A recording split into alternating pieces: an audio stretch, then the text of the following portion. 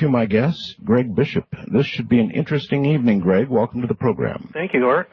How did you get interested in ufology? You know, it's very strange. I don't exactly know how I got interested, but I do remember when I was a kid, my father used to take us to the library every week and say, get as many books as you want, read them all, and bring them, we'll bring them back next week. And then we just did this over and over. Mm-hmm. And for some reason, and I can't really tell why, I cleared out all the UFO and paranormal and cryptozoology shelves in one library. We went to another library, and I cleared all those shelves out over the course of a year or so, and then I went back to the first library and did it again. And somewhere along the line, something caught your eye. Yeah, it's funny, though, because I was interested in it up to probably about junior high school, and then it kind of dropped out of my life until after I graduated college, and I had a very tempestuous period, and for some reason, the subject came rushing back to me like it wouldn't be denied. It was very strange, and that was in 1988, and since then, that's what I've been interested in. All right. I sort of promote the possibility of a surprise guest. Mm-hmm. Can you confirm that indeed we are going to have our little surprise guest on shortly? Yes.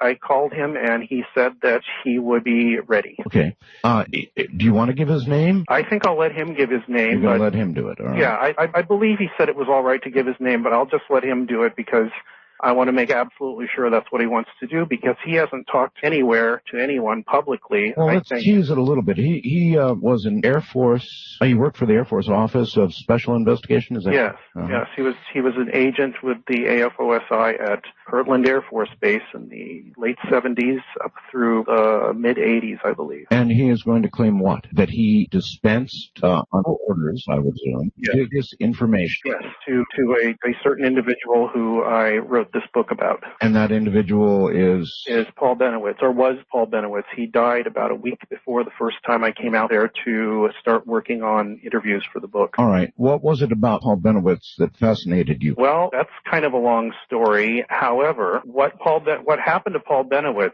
I will tell you the story of Paul Bennewitz, is that he lived next to Kirtland Air Force Base in Albuquerque, New Mexico, and he started noticing strange light flying around the base, doing things that airplanes normally couldn't do. Mm-hmm. This is common around military bases. However, he started filming them, and I think videotaping them if he had some sort of videotape set up, and he also started picking up signals from the base, radio signal. I don't know what band these were on, where what exactly the messages contained, or what the transmissions were. There were a few guesses I made in the book, but he began to think that these lights combined with these signals had something to do with aliens being around the base. So he made an effort to contact the Air Force and say, do you know you have these things flying around your base, and they're sending out these signals that are very strange. They seem like bursts of information, and do you know about this? And as soon as he called up the Air Force, they they get crank calls all the time. So they questioned him a little bit and started to realize that he might be seeing something that he shouldn't. So. And what Air Force? I'm sorry, what Air Force Base? Kirtland Air Force Base. All right, Kirtland. Yes, it's right. It borders Albuquerque. Right. In fact, when you land at the Albuquerque airport, you fly right over it. Okay, so the Air Force did what? The Air Force called him in. They called him into a meeting eventually. Actually, first they had this person we're going to talk to go out to his house and try and figure out what it was he was seeing, what possibly he had seen, and what he might be doing with it. And based on that information, they called him in for a meeting at the Air Force Base with a few of the brass and the intelligence people and other people who were doing work on the base. Oh, you see, now normally this would seem like a pretty far out story. Yeah. I mean, just pretty far out, but we actually have the officer that went out to first interview him. So yes. How fascinating is this? All right, and continue with his story. Well, he did go to this meeting. It was, I think it was in early 1980, first half 1980. He came onto the base and started to give this presentation. Now, I was not able to talk to anybody who was at this presentation. However, I did talk to a man in the NSA, National Security Agency, who talked to somebody who was at this meeting. I said, so when Paul Bennewitz came in to give this presentation, what happened? Well, in the first place, actually, they thought he might have something because he wasn't just some Joe Schmo. He was an electrical physicist, and he had his own company, Thunder Scientific, which manufactured humidity and temperature calibration and things like that for military contractors, among others.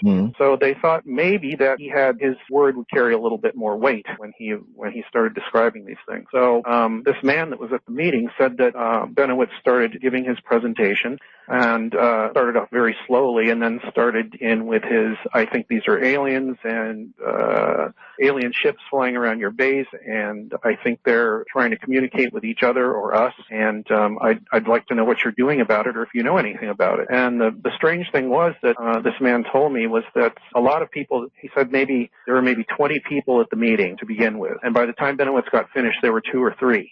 Meaning they walked out? Yeah, they walked out. I asked him, well, why would they do that? I mean, he said, I think they thought it had nothing to do with what they were doing, so they left. But there were 2 or 3 people that did think it had something to do with what they were doing. One of those people was the AFOSI commander. I believe at that time was Thomas Shea, D-S-E-H, and an unidentified man from the NSA. So by the time he finished this, these 2 or 3 people realized that he might be onto something that he wasn't supposed to be. And as it turned out, it had very little to do with UFOs and very much to do with secret projects going on at the base. That would have been my initial guess, Greg, that it was something at Kirtland going on. I mean, hello, it's an Air Force base, probably doing experimental things. Why wouldn't that be, Occam's razor, the very first conclusion anybody would come to? Well, because Bennewitz while he had this business, and he was very good at what he did, and he was a very good electrical physicist. A lot of people have said this. While he was, very intelligent person. He was claiming they were aliens. Yeah, he had this kind of Achilles heel. He was very interested in the UFO phenomenon. And granted, those lights flying around, other people saw them, didn't really say anything about them, or if they did, the Air Force said, oh, don't worry about it, and people just generally shut up. Right. But Bennewitz was very interested because he was basically a ufologist, or very interested in UFOs anyway. And he became convinced single-mindedly that this was what was going on, and nobody could tell him any different. All right, so at the very end of this story, though, it was things going on at Kirtland, or what? Yeah, there were things going on there. There were quite a few different projects. I was able to identify maybe 2 or 3 of them that were going on, which were things he was directly looking at, and they didn't want him looking at, because if he could see these things, then anybody could. And this was still in the middle of the Cold War, right at the beginning of the Reagan era, 79-80 there. What did these things turn out to be? Do you know? Oh, you want to give them away right here at the beginning? Sure. Well, yeah, I'm curious, sure. Okay, let's see. One of the things they were doing there, I'm giving away the book now, but one of the things they were doing there was, there's a very great story about how I found this out, which we will get into later, partially found this out. One of the things they were doing there was tracking Soviet spy satellites. Because these things would come over, over the base, over the United States all the time. You've seen, after the Soviet Union fell, the KGB or somebody were selling satellite pictures of various places, including Area 51. That's right. Which had been taken by these satellites. They'd come over the United States, generally during the day, I think, because that's when you could see things, and take pictures of the base. The U.S. government, the Air Force, the Defense Intelligence Agency specifically knew that they were doing this, and they wanted to find out how they could possibly foil this espionage, this spying. Right. So they had agents in the Soviet Union. A lot of people know this. A lot of Soviet agents were here. A lot of our agents were in the Soviet Union, posing as citizens, doing various things and getting close to defense projects or somewhere in the vicinity of them, so that they could report back on. But what they found out was how these satellites worked, and they sent back through various channels, sent back information on these satellites. So people at Kirtland were basically able to back engineer what was going on, or at least engineer a way to track these things, and eventually to even control them. You mean to control the Russian satellites? Yes, I was told. It's very hard to find any kind of information on this through Freedom of Information, I think. I only had a year to write the book. And I had to rely on the testimony of at least a couple people that worked at Kirtland and the suspicions of others. All right. I have yet to understand what represents the actual lights and craft and things that made Paul Bennewitz think that aliens were involved. Well, I'll have to go back a little bit. In 1979, at the time he was seeing these lights, he was made aware of a very early abduction episode. Now, the way this happened, have you heard of I'll get to it. This woman was driving back from Oklahoma, you know, the little panhandle there that sticks and touches New Mexico. Yes. She was driving back from that panhandle of Oklahoma to her home in northeastern New Mexico. And during this ride, her and her son saw these giant craft hovering over a field. She said one was, you know, almost football field size. The other one was a little bit smaller. And what they said they saw was a cow being sucked up into the bottom of this craft. This is what they remembered. I actually have heard that story, yes. Yeah, this is the Myrna Hansen story. Yes. And they also had some missing time. Now, back in 1979, this was before Bud Hopkins' book had come out. This was fairly new kind of thing for people to be investigating. You know, as we know, it might have been going on for quite a long time. However, this woman called the New Mexico State Police the next day, try and report it, find out what had happened, if anybody else had seen it. As it turns out, about 10 or 15 years later, somebody else had seen these craft, and her husband, it was a woman, her husband actually was in the New Mexico State Police. However, she called the New Mexico State Police. They didn't really know what to do with it. However, they did know of some guy that was interested. One of their officers was interested in this kind of phenomena, what was going on, and cattle being mutilated by whoever or whatever does it. And this was Gabe Valdez, who you probably have heard of. He was a police officer near Dulce, New Mexico, where there had been a lot of cattle mutilations and strange lights flying around. So apparently people in the New Mexico State Police knew Gabe Valdez as the weird stuff guy. So they referred this woman, Myrna, to him. And Gabe Valdez had actually met Paul Bennewitz at a mutilation conference that the state senator Harrison Schmitt had convened about a year before. Well, I hate to rush to this, but if it wasn't aliens abducting these cows or people, then who was it? And if it was the Air Force, why? Always wanted to know that. Well, there's a lot of theories about cattle mutilation. I actually, on my show, I interviewed Chris O'Brien. Have you talked to him? No. He wrote a book called The Mysterious Valley. And his view is what? His view, and a few of the other researchers, well, it's multifaceted. It seems like there's a few things that explain many of them, and others, you know, and other theories don't. It's very mercurical, if you know what I mean. Hold on, Greg. We're at the bottom of the hour. There. Well, all right, let's see if we can get to the bottom of what Greg is saying. His book is Project Beta, this might help, the story of Paul Bennewitz, national security, and the creation of a modern UFO myth by Greg Bishop. All right, so Greg, yes. So that we can all understand what's going on here. Would you like me to summarize it? If you could. All right, we have talked about Paul Bennewitz and what he was seeing. The Air Force became concerned about what he was seeing because it might compromise some things that they had going on at the base, at Kirtland Air Force Base. Right. And he kept telling them that it was aliens, and surprisingly enough, they didn't tell him any different. And eventually, it ended up with him in a mental hospital for about 3 months in about 1988. And a lot of these stories he was told, and a lot of stories he came up with that were bolstered by the Air Force intelligence people and to some extent the NSA, ended up as part of the UFO lore and rumor mill through the 80s and up even to today. Was he of sound mind? I mean, you said he spent some time in a mental institution, or was that just some kind of persecution in your view, or what? No, he was single-minded that he thought there was an alien invasion imminent and the government should do something about it. Yes. And the government did not try to dissuade him from this because they wanted to know, intelligence specifically, they wanted to know what he knew, how he knew it, who he might be talking to or who was listening to him, and how they could protect against that in the future. Because if you have somebody, just a regular citizen, albeit a fairly intelligent one, doing this, then just about anybody could, including they were very concerned about, which was the Soviets at the time. All right. Let's bring our other guest on, and we'll let him give his own name. Hi there. Hi. Welcome to the program. What is your name, if you wish to give it? It's Richard Doty. Richard Doty.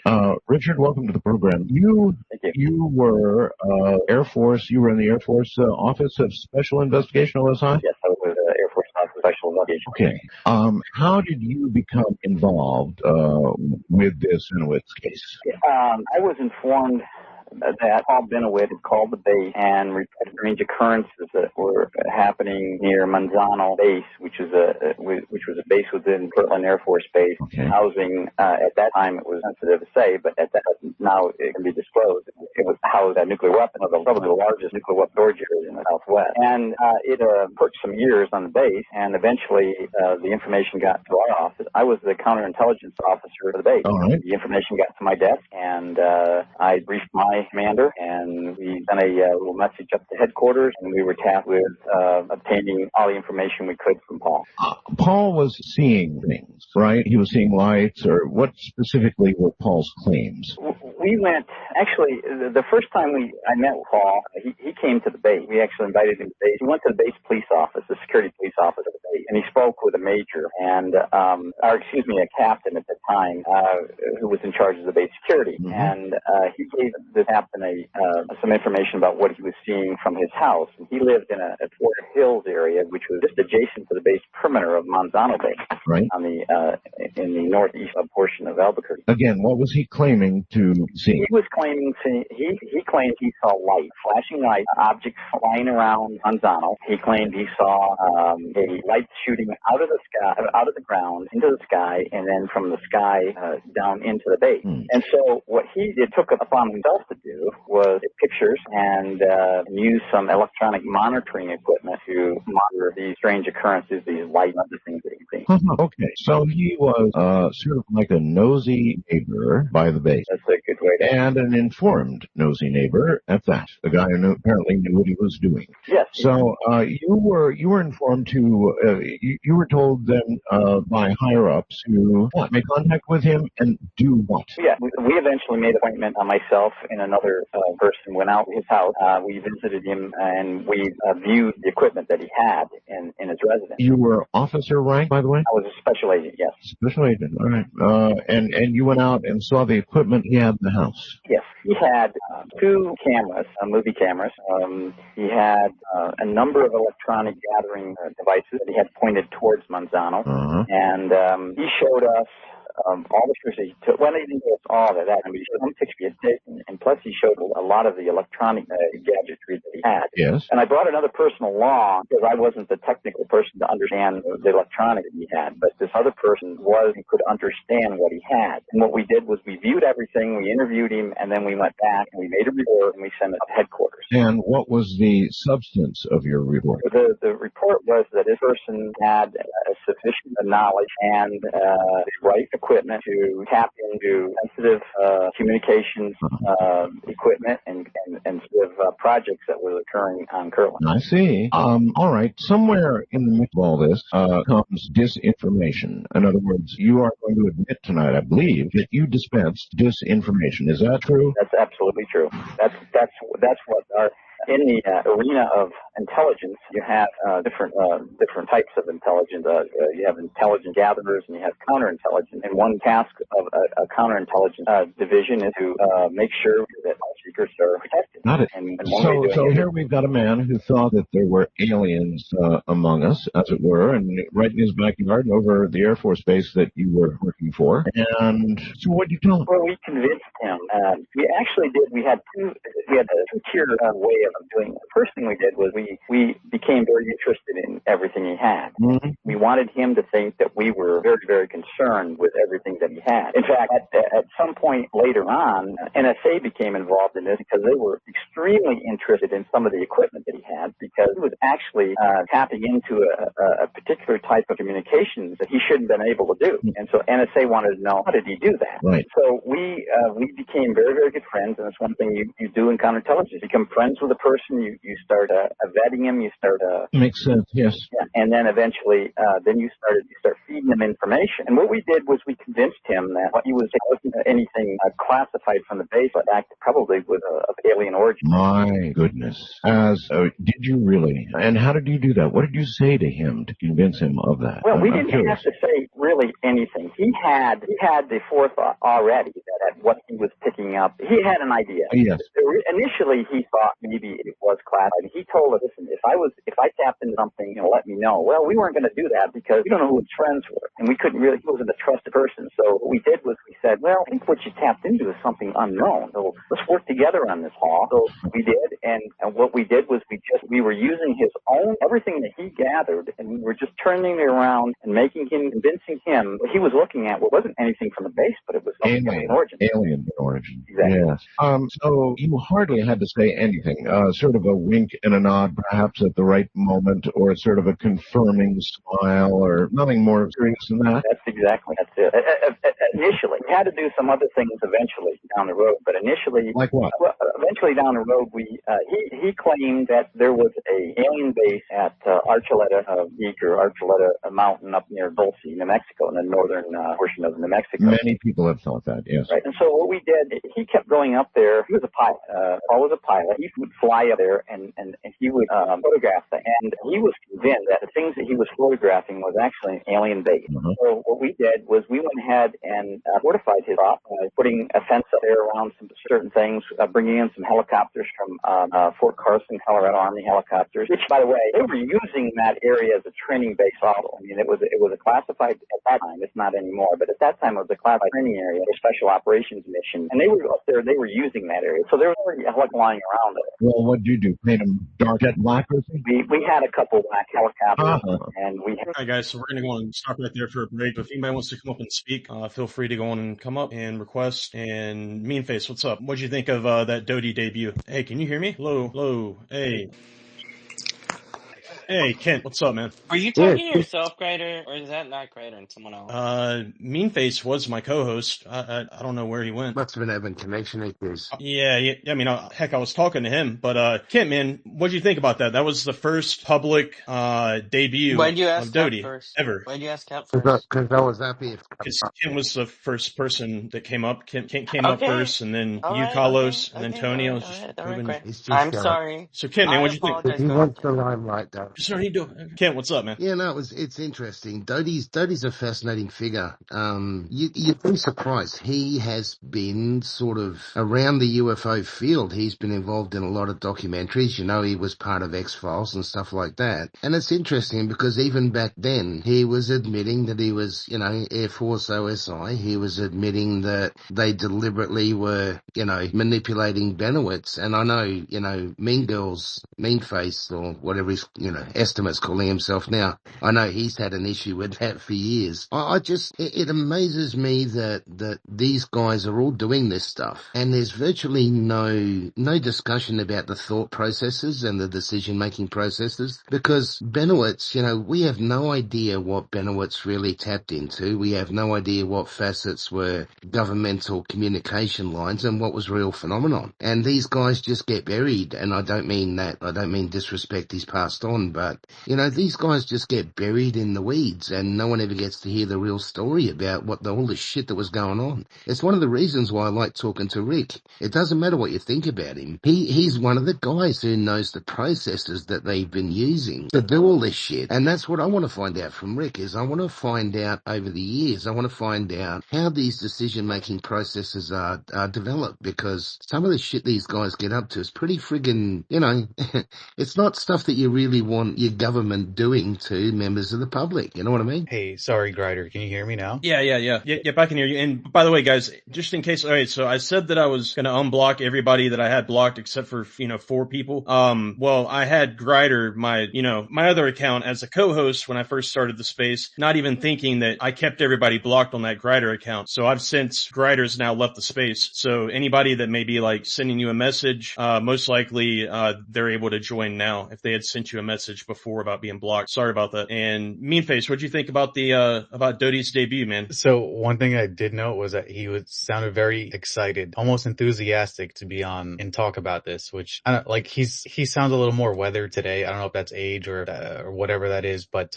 he sounded like, oh man, yeah, let's go, which I thought was interesting. And Ken, as far as the thought process, I mean, Grider and I did a space on this last week, and we kind of broke down why they were targeting Bennewitz to begin with, and it was because he was being targeted by Russian foreign intel agents because he was pointing at things at Kirtland Air Force Base that and he was making big noise, saying, hey, look at this, I've got UFOs, when they weren't UFOs, but what they were something, highly classified, highly technical, and people were using him as a way of gleaming information about what it might be, capabilities, etc. So the whole reason why they fucked with him so hard, I'm not saying it was right. I believe it's because they wanted to divert. They wanted him to keep making noise, but instead of pointing at things that actually matter, he'd be pointing at things that don't matter. And it was a way to kind of see that information go down the pipeline, see who's picking it up, who's using it, as well as, playing sleight of hand with the Soviet Union at the time. Yeah, it's a point, mate. But if I can say, I don't know, mate. This is one of the things about the public face of all this stuff and the private face. And I'll say this much. There seems to be two totally different levels, because the stuff that we hear about in public is all their adversaries and we don't cooperate and all this is all, us and them, and we don't want them seeing our super secret tech. But I've got to say, Estimate and everyone, I have seen more than enough evidence in my own personal life to say that is just not the case when it comes to the really important stuff. When it comes to the really important stuff, there doesn't seem to be any boundaries at all, guys, Well, speaking of that, so just really quick, no one knows Myrna Hansen. Sorry. I was just saying, no one knows Myrna Hansen, right? Like, her name's not well known. I think that's a really interesting case for a lot of different reasons. And like, it's one of those things that just kind of get buried underneath the intel operation that happens. Sorry for cutting you off, Grider. No, it's cool. I mean, what was your first impression of like the entire Bennewitz story, Kent? Cause you seem like you've been around for a while, and then, if you can give like a quick answer on that, just your first impression, and then, we'll go to Carlos if you have anything, and we're going to try to keep it like 2 minutes per speaker. All right, guys, just so we can get back to listening. And we'll have a bigger kind of, break after the next 40 minutes. So, what do you think, Kent? What's your first impression? Then we'll go to Carlos. Yeah, I'll keep it brief, Grider. I'll say this much. When I've been one of the people that had to manipulate people, you give people enough, the person that you're getting to manipulate the person is getting enough information to make, so that you can make sure that they believe they are doing 100% the right thing when they are doing whatever they're doing for you. I think Bennewitz of someone making the decision that he was more trouble than he was worth, and so the people around him were manipulated to make sure that he was never taken seriously. That's just my opinion. UFO Mean Face? Carlos. Yeah, Grader. Thanks for hosting space. UFO Mean Face, who was that person that you mentioned that you said was kind of buried underneath stuff? Myrna Hansen? Yeah. She was the abductee who she got involved with Valdez and Bennewitz, I believe, more Bennewitz, and she went through hypnotic regression, she had like all these hallmark things like missing time, underground laboratories with like human beings in vats, things like that, that kind of like really weren't talked about at the time. And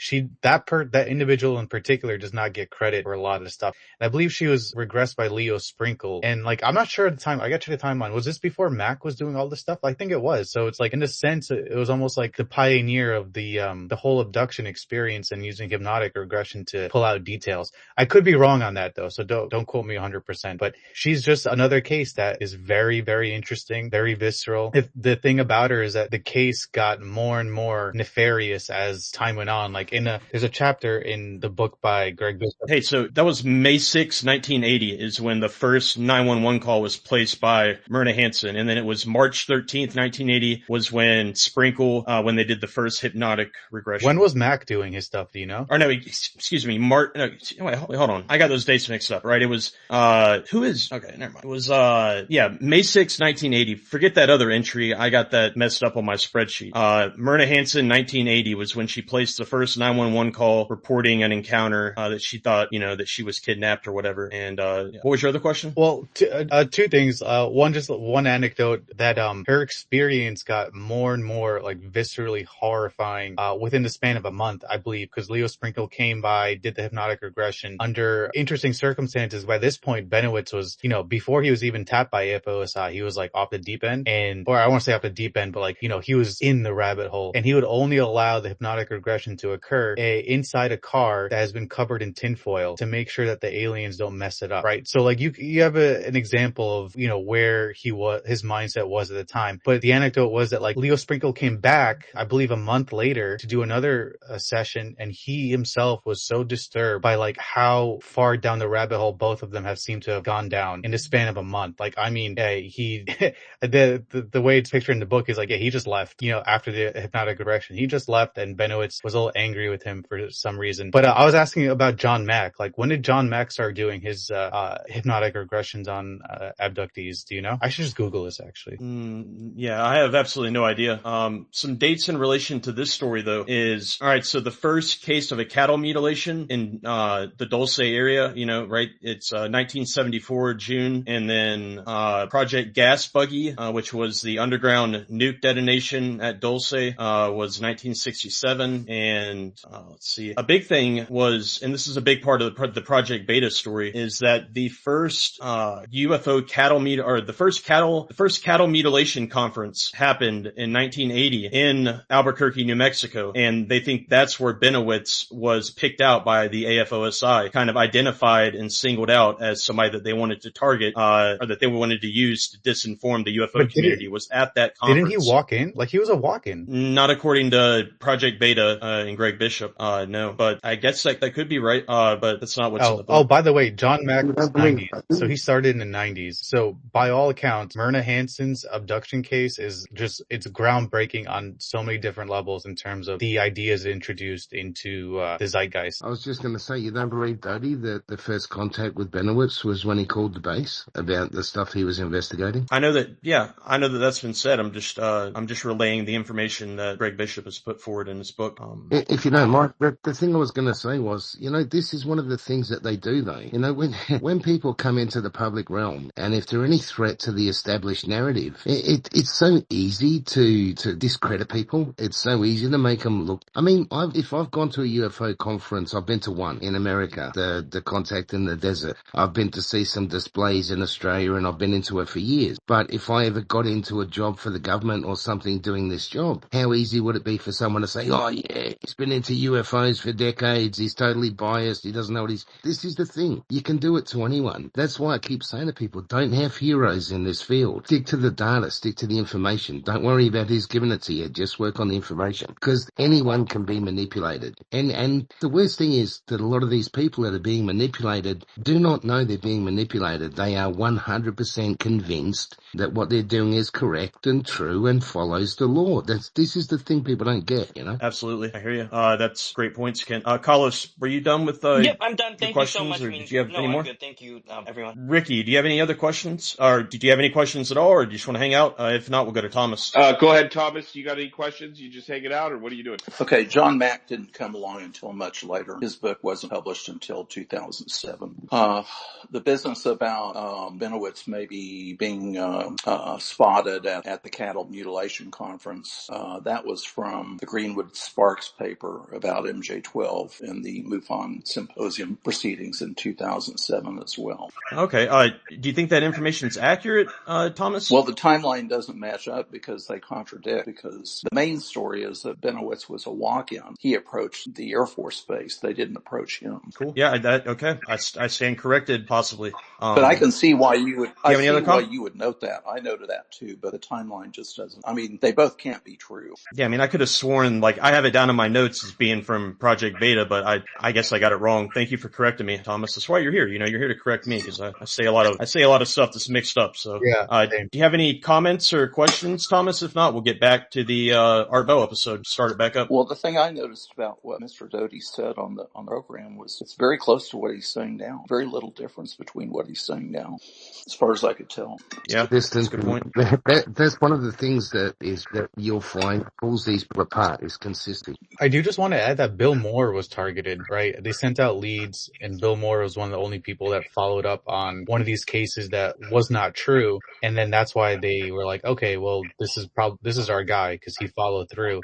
So there is a precedent here for AFOSI targeting UFO researchers in the field. Oh yeah, that's what makes this also interesting. Now, according to Doty claimed that he went to a meeting in which there were... Yeah, the APRO, right? No.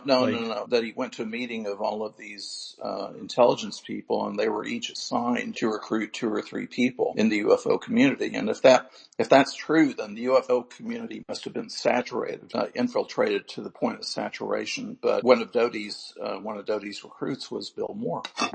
Yeah, now, Tom, it's like I don't have it down in my notes, the source, but from what I read and I have in my notes, this could be wrong, of course, but what do you think about Bill Moore, about him being kind of connected with Doty through the APRO, which was like a MUFON type organization, I think, in the Albuquerque area. And Bill Moore was like the director of the special investigations of that organization. Mm-hmm. And that's possibly how Doty like sent some photos or like something like, or no, maybe that's how Bennewitz got connected with Bill Moore, right? Was through, like he had that organization take a look at some of the photos that he had, snapped, of the craft up over Kirtland Air Force Base, and they directed him to Bill Moore. Is that how Bill Moore and Bennewitz got connected? Do you know?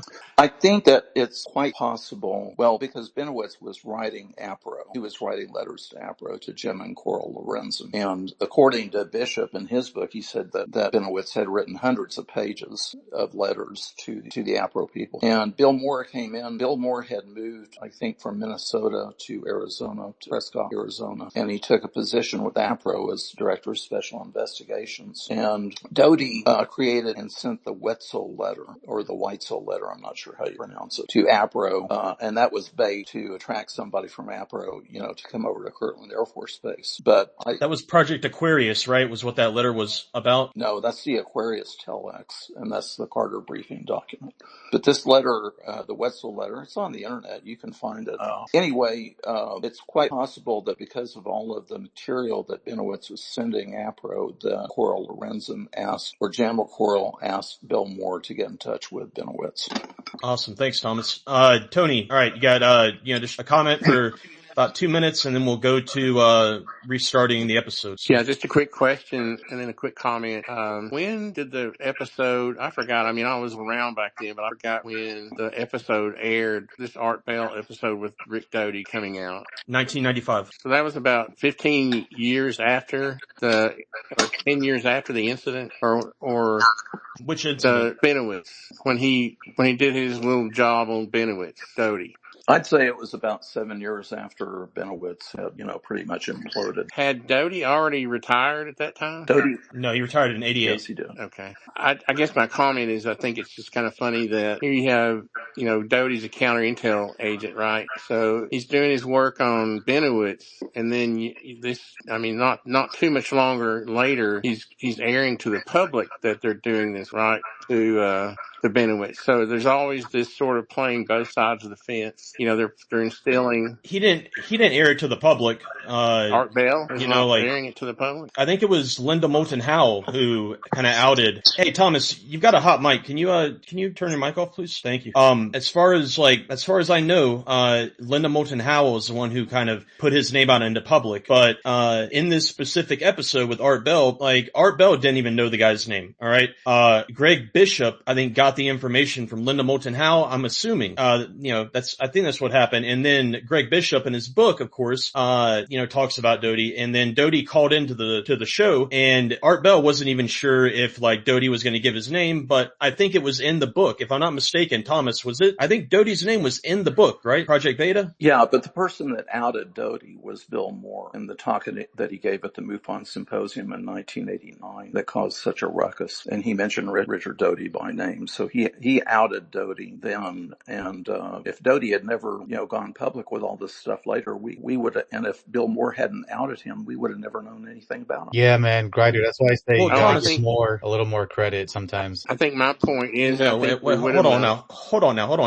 Okay, now actually, go on, and I have a clip that hopefully I'll have pulled up by the time you get done commenting. Because just hold on. Tony, you can go on and go. No, I just wanted to make the point that I think it would have been in one way or the other. We would have known, because I think part of the whole spiel with the counter intel deal is that you work on individuals, and then you come out and you're working on the entire public now, because you're sort of sowing this doubt in their minds that what they're seeing is actually our own tech or whatever. So I don't know. I just think it's interesting. I don't know why Rick Doty would have ever come out unless he was directed to, and especially gone on Art Bell. I don't see it. Well, Artesian, the only pushback I have to that is by doing so, you would pretty much raise raise the alarm bells for all the foreign intel agents that were getting all this information from these UFO researchers, which they thought were classified projects. But you'd be signaling to them, oh, the information you're getting is not real because we ran a counter intel operation on you, right? So it's like not in their best interest to do so,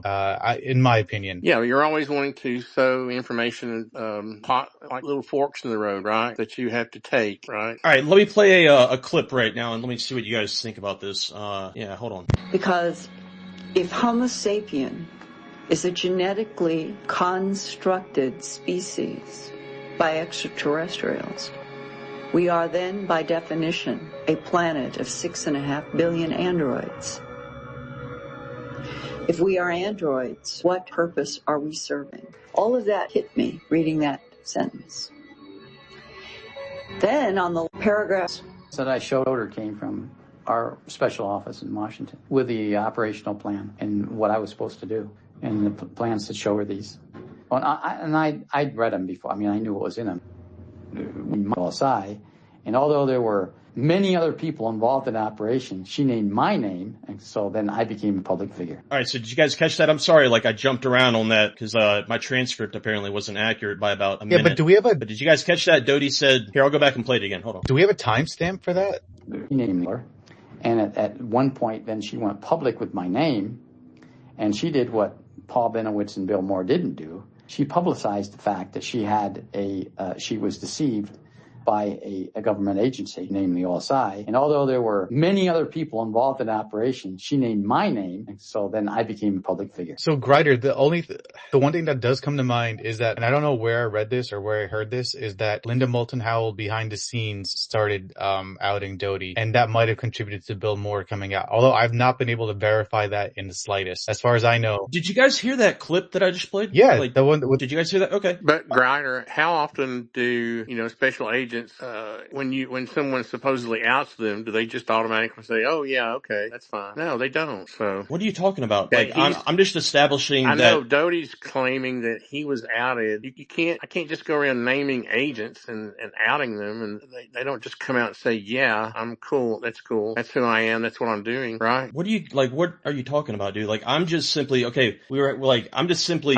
providing evidence that according to Doty, he was outed by Linda Moulton Howell before. It was not Bill Moore that outed him. I think you're missing my point. Yes, the way that Doty got outed. You're missing my point. So Linda Moulton Howell outs him, but what is his response? He's not supposed to respond if he's a special agent, right? Well, I don't know what you're correct. I was incorrect. Howell did out Doty. She even signed an affidavit because Doty was saying he never showed her the so-called Carter briefing document, and she swore that he did. Now, sometime later, he did write a letter to Just Cause, the cause people, explaining, what was going on, but that was later. So you're correct. She outed him first, and then Bill Moore outed him much more publicly in 1989. All right, so I got 1 point in the Grider was right column. You've got about 7 points in your column, Thomas. So you're still in the lead, but at least I got a little bit of a blow in. I'm just joking, by the way. Yeah. It's all about us coming together and finding the truth together. That's what it is. There's no ego here. All right, so let's go on and we're going to restart the coast to coast. We'll take another break in 30, probably about 30 minutes, Do you think 30 or 40, UFO mean face? Yeah, that's cool. Do you have any other comments or anything to say before we go back? No, I see VC Smart with his hand up, but I'm not sure if I'm just glitching or not. But I'm ready to go on. I really want to hear what Doty has to say. All right, yeah, I have no idea what's going on. I've seen him request and I pressed accept and he was up here, then I don't know what happened. But I'll go on and restart the Art Bell. Thanks to all the speakers and everybody had such great questions and everything. I really appreciate the discussion. Hope to have an even better one in 30 minutes. And if you guys check periodically up in the nest, up in the little purple pill or the pill, I'm every once in a while I'm posting documents from my library, from my, my Doty file or whatever, pictures of pictures that were taken by Bennewitz, stuff like that, cool stuff. So if you check every once in a while when something pops up there, you'll find something to kind of read while you're listening. So here we go. We had some things planted onto the ground around Archuleta Peak, and just to convince him that what he was actually looking at. He thought it was an alien base. So it served your purpose to. Absolutely.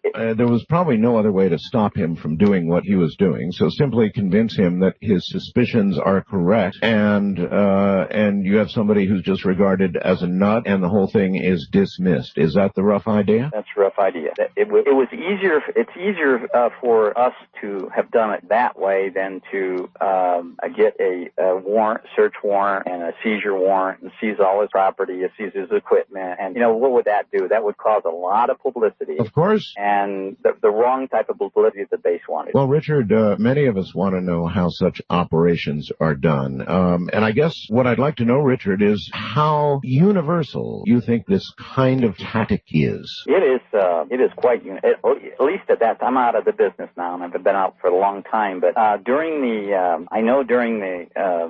60s and 70s and into the 80s, it was widespread. It was a primary tactic used by U.S. intelligence for a number of things. Not just we're not just talking about UFOs or aliens. We're talking about a lot of different things. Mm-hmm. You can use disinformation to disinform anyone about anything if you play your cards right. Now, one thing about disinformation, and this wasn't the only operation we did against somebody with UFO information. One of the things is giving them enough information some information that is credible for them to lead them along the path. Oh yes. Well, the very best lies, of course, have nuggets of truth buried at their center. Exactly. And this is an art that is taught. I mean, I didn't come up with all this myself. I was trained. I mean, did you go to disinformation school? Well, it was a counterintelligence and counter-espionage school, but that's what they taught you. Yes.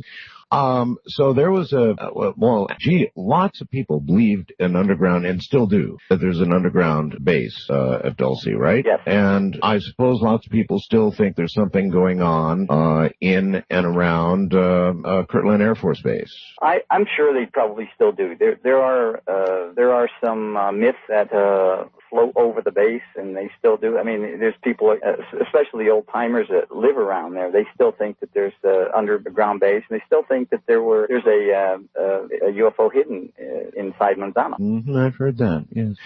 So this whole thing then is one gigantic myth, and it's a myth that you admit as a disinformation specialist that you planted. Well, it just wasn't me. It was a team. I couldn't have done this all myself. Do you feel any guilt for this? Later on, yes, absolutely. It was meant to be a short-term operation to disinform him and then kind of walk away from it and let Paul think and do disinformation. If you play your cards right, yes. If the operation's right, all you have to do is plant the seed and walk away, and that person carries it on. And he informs others, and the others believe him, and it just blossoms. Well, are you aware that, according to Greg, Paul spent some time in a psychiatric facility? Yes, and I visited him. I visited Paul a number of times. I became good friends with Paul, and towards the end of this operation, I tried to convince Paul. And now, this wasn't me as a OSI agent. This was me as a person, because I was concerned about Paul's health. Yes. I was trying to convince Paul, and I went through his son to do this, is that, hey, everything we told you before, Paul, isn't true. And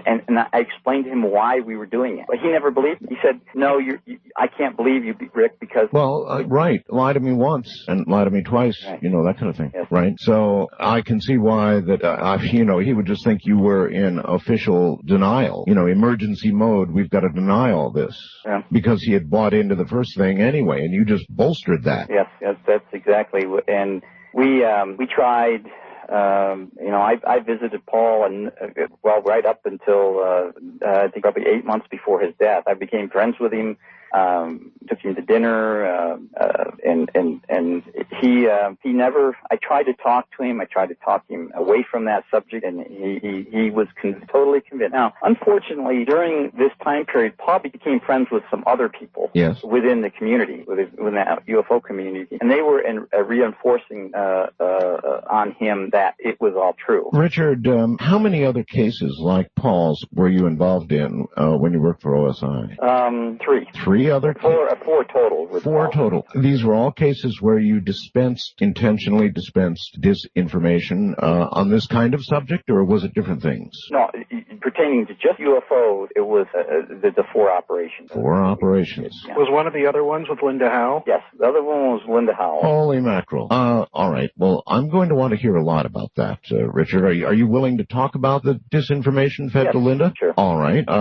My goodness. All right, gentlemen. Let me ask, Richard, when was that? Can you recall? I believe it was 83, 84 time frame. 83, 84. Yeah, Linda did a very good piece on cattle mutilation some years before that. Oh, yeah. Well, listen, let's take a break right here. You two hold on. This will give somebody time to call Linda up and say, hey, Linda, you better turn on the radio.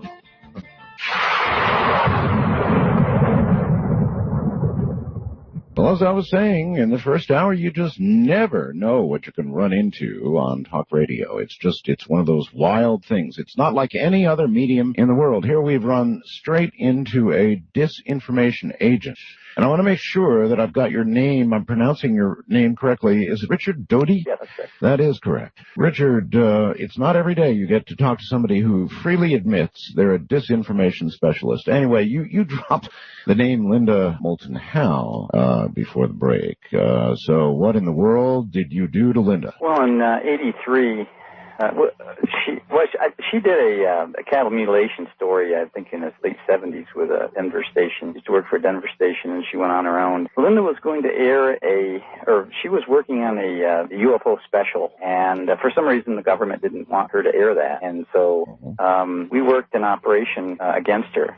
Unfortunately, it wasn't a very successful operation because although the television special was never aired, it somewhat backfired on us. Tell me about the operation. Well, Linda was invited to Kirtland Air Force Base, and I was the primary agent. There were two other agents involved in it, not just me, but there's two others. Yes. And we invited her to Kirtland. We showed her some information pertaining to UFOs, showed her a document, and tried to bring her and hook her on a hook, and she took it initially, and then we carried on a contact with her over a period of time. I'm meeting her at different locations and providing with some information. You were doing this on official orders? Oh, yeah, official orders, yeah, absolutely. All right.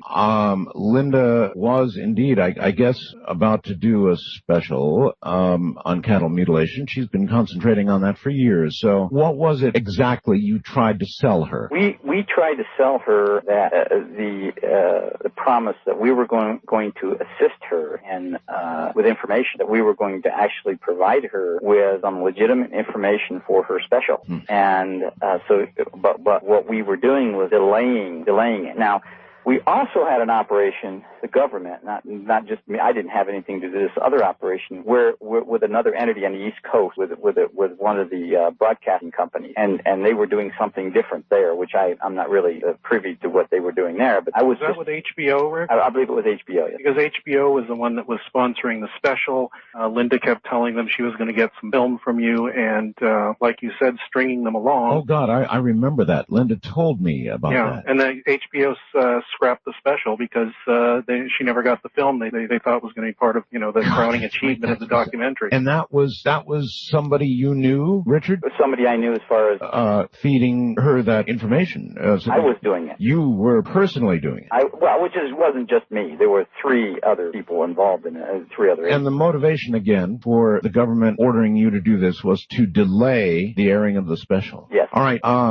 There's no way we can know you're not feeding us disinformation now. Well, I'm out of the business. I've been out of the business for a long time. I have no reason to be disinforming you now. Linda is aware of it. I mean, I have had a number of contacts with Linda Howell over the years, and she's aware of this. But what we were also trying to do was she was involved with some other things, some other research pertaining to UFO, and we were trying to feed her information to lead her astray. Well, Richard, you must know a lot more about this. In other words, if you're trying to get Linda to delay release of a special about animal mutilations, maybe you can tell me something about animal mutilations. Or did your job not include the need to know that? My job did not have anything to do with, well, I didn't have the specific knowledge at that time to understand what the government was doing with cattle.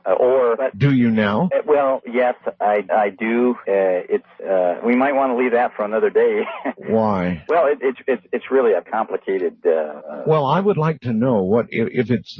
So you're telling me it is the government mutilating and abducting these cattle? Only there was a small operation, and I learned this later. I had no official knowledge of this during the time. I didn't have a clearance for it then. I learned it later. I learned this after I got out of OSI. In fact, I was a civilian when I learned this, and I learned this in a room with 6 or 7 other intelligence officers who were all also retired and telling stories. All right, well, tell me a story. What was our government doing with these cows? Our government was collecting certain things from these cattle. Now, it wasn't just cattle. Actually, it was horses and elk and deer and things. That's fine. And they were using it to create a some kind of a bio prevention system, biological agent prevention system. And they were injecting these cows, and then they would come back and take certain organs from these cows. And they developed a method of doing it by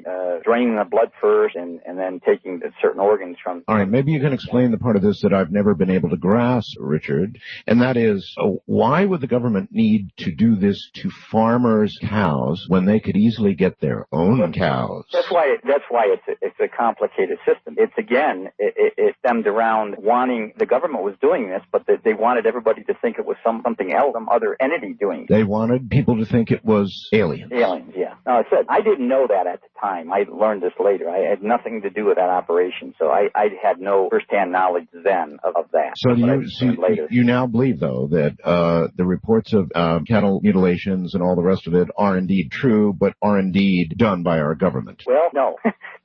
Initially, yes, because this operation, the government operation, ceased in 1982. It was from, I think, 77, 78 until 80. But you're not in the government now. No, I'm not in the... You can't really know what they're doing. Well, no, I don't really. But I know that the government operation ceased in 82. Now, if there were cattle mutilations after that, according to my sources who were involved in that operation then, it wasn't the government doing it. So we don't know who was doing it after that. I also have received allegations on the computer where I get messages here, my fast blast, that you fed Stanton Friedman disinformation. Is that true? No, I never had anything to do with Stan Friedman. Did anybody in your department, did you hear anything about it? Pardon? Did you hear anything about disinformation being fed to him, perhaps by others? No, I never heard it.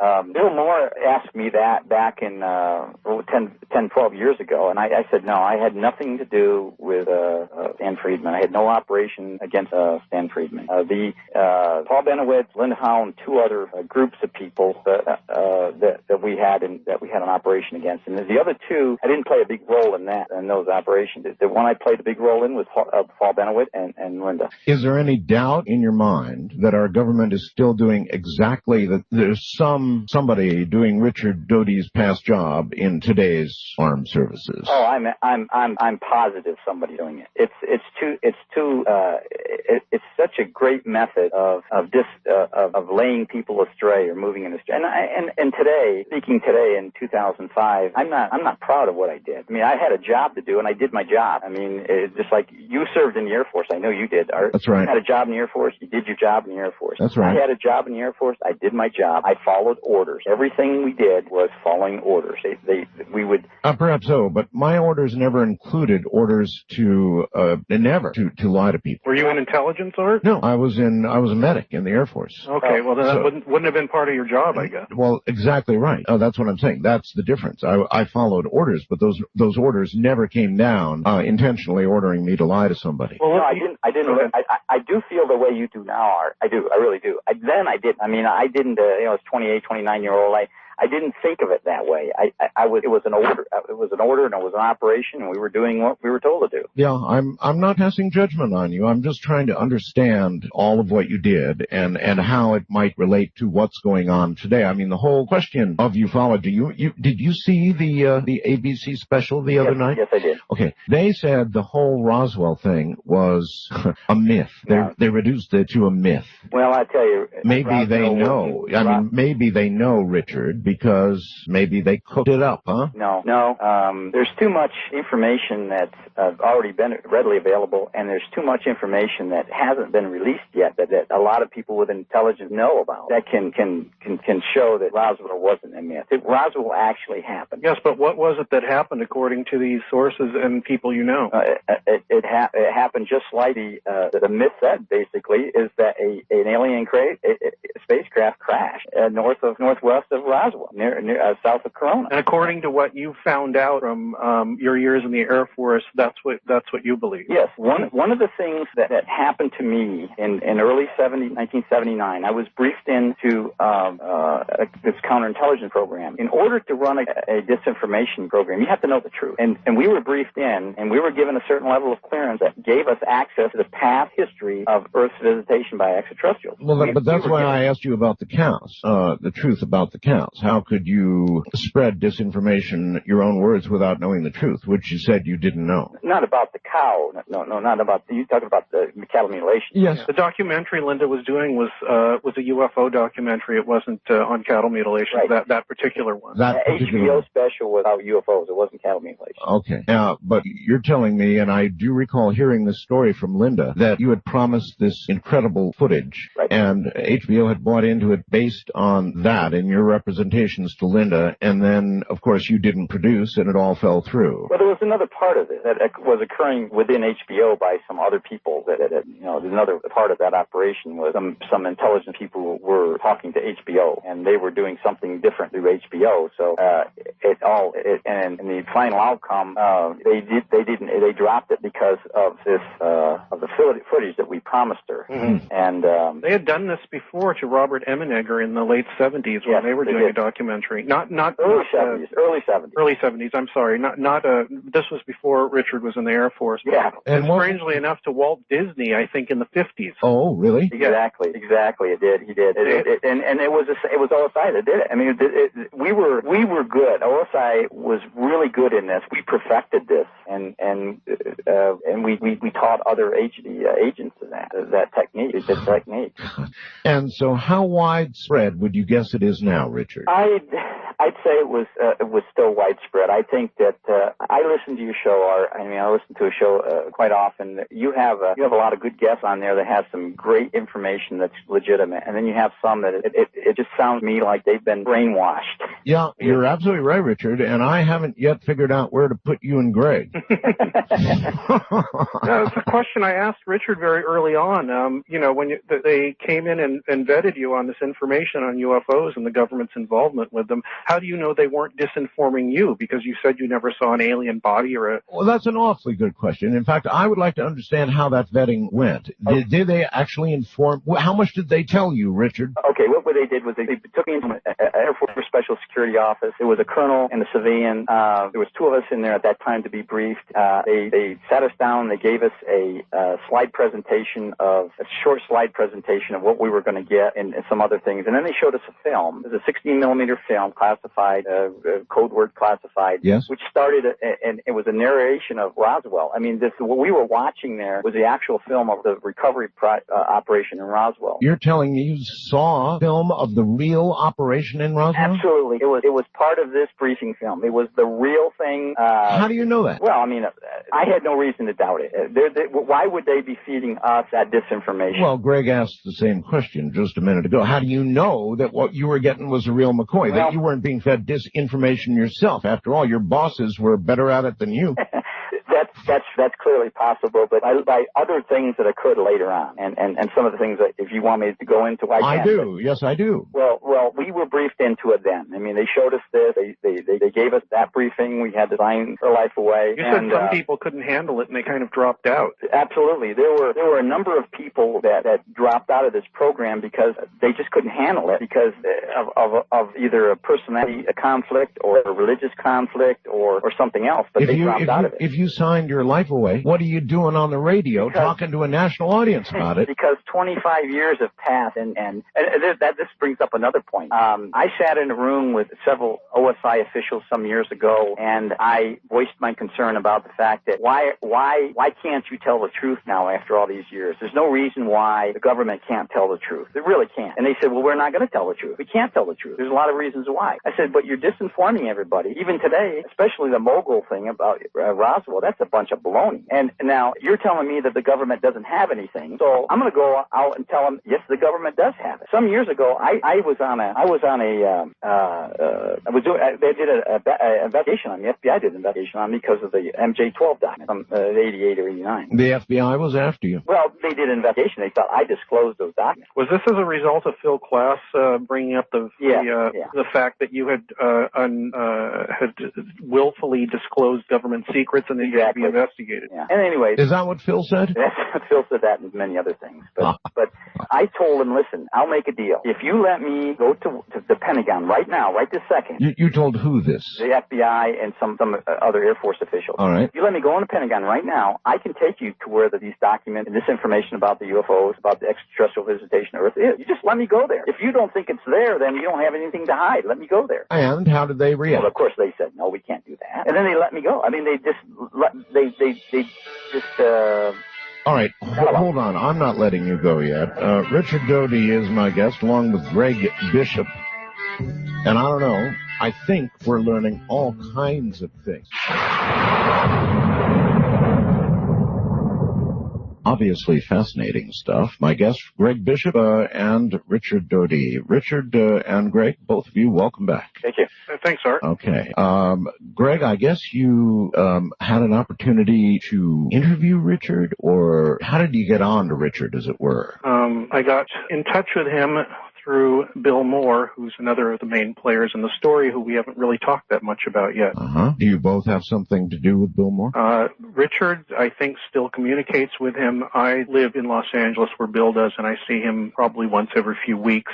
He retired from ufology after making the announcement that he had become an asset to the Air Force intelligence service, and ufology kind of turned on him at that point. That was in Las Vegas at the MUFON convention in 1989. He admitted that he had become an asset? Yes. To Air Force intelligence? Yes. It's an interesting story, too, because he was recruited as an insider in the UFO community who could tell the Air Force what people were thinking, what they were talking about, what they thought things were. You know, what are these lights? What do people think? Do they think they're aliens? Do they think they're some kind of airplane or what? We need to know these kind of things. And they recruited him by disinforming him. In what manner? The first thing they did was, and I think Richard knows about this, they gave him a document called that referred to something called the Silver Sky Project. That rings bells for me. Does it really? Yes, it does, actually. That it involves some sort of multiple witness UFO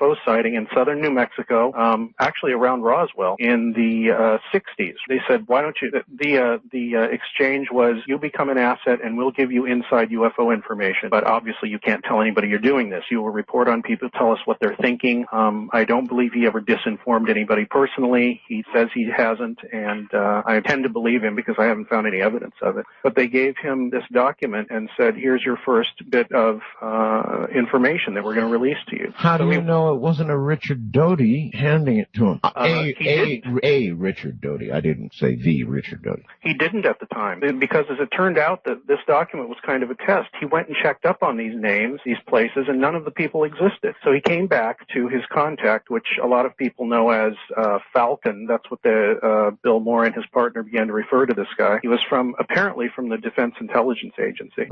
He actually was the head of, as far as I know, the head of the operation against Bennewitz. The orders came down from him. But Bill came back with this document and said, look here, these people don't exist. What's going on here? And Falcon and Richard, were you there when this happened? I was involved in this, yes.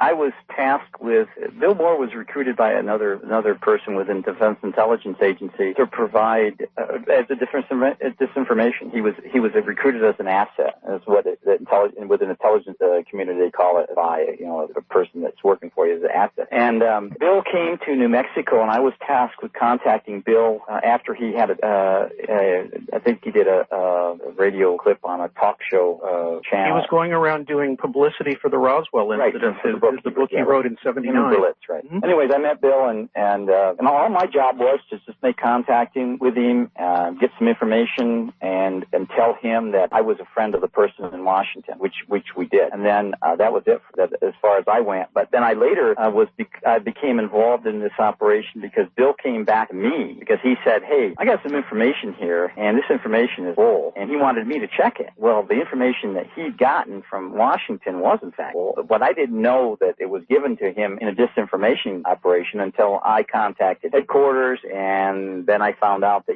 they were running him as an asset. They were feeding him, like Greg said, they were feeding him with disinformation. But Bill was pretty smart. Yeah, this was a test. He brought it back, and the person he gave it to, I thought it was, he told me it was you and this DIA man, but maybe it wasn't. Anyway, he said that as soon as he said this is a load of BS, none of these people exist, this DIA man said, good, you passed the test. Huh. What they wanted to do was find somebody who wouldn't immediately go start spouting this big discovery to a bunch of ufologists. Check up on it first, be careful about what he said, be careful about what he did, and go about it as an investigator would to find out if something was true before they said anything about it. My God, what a mess.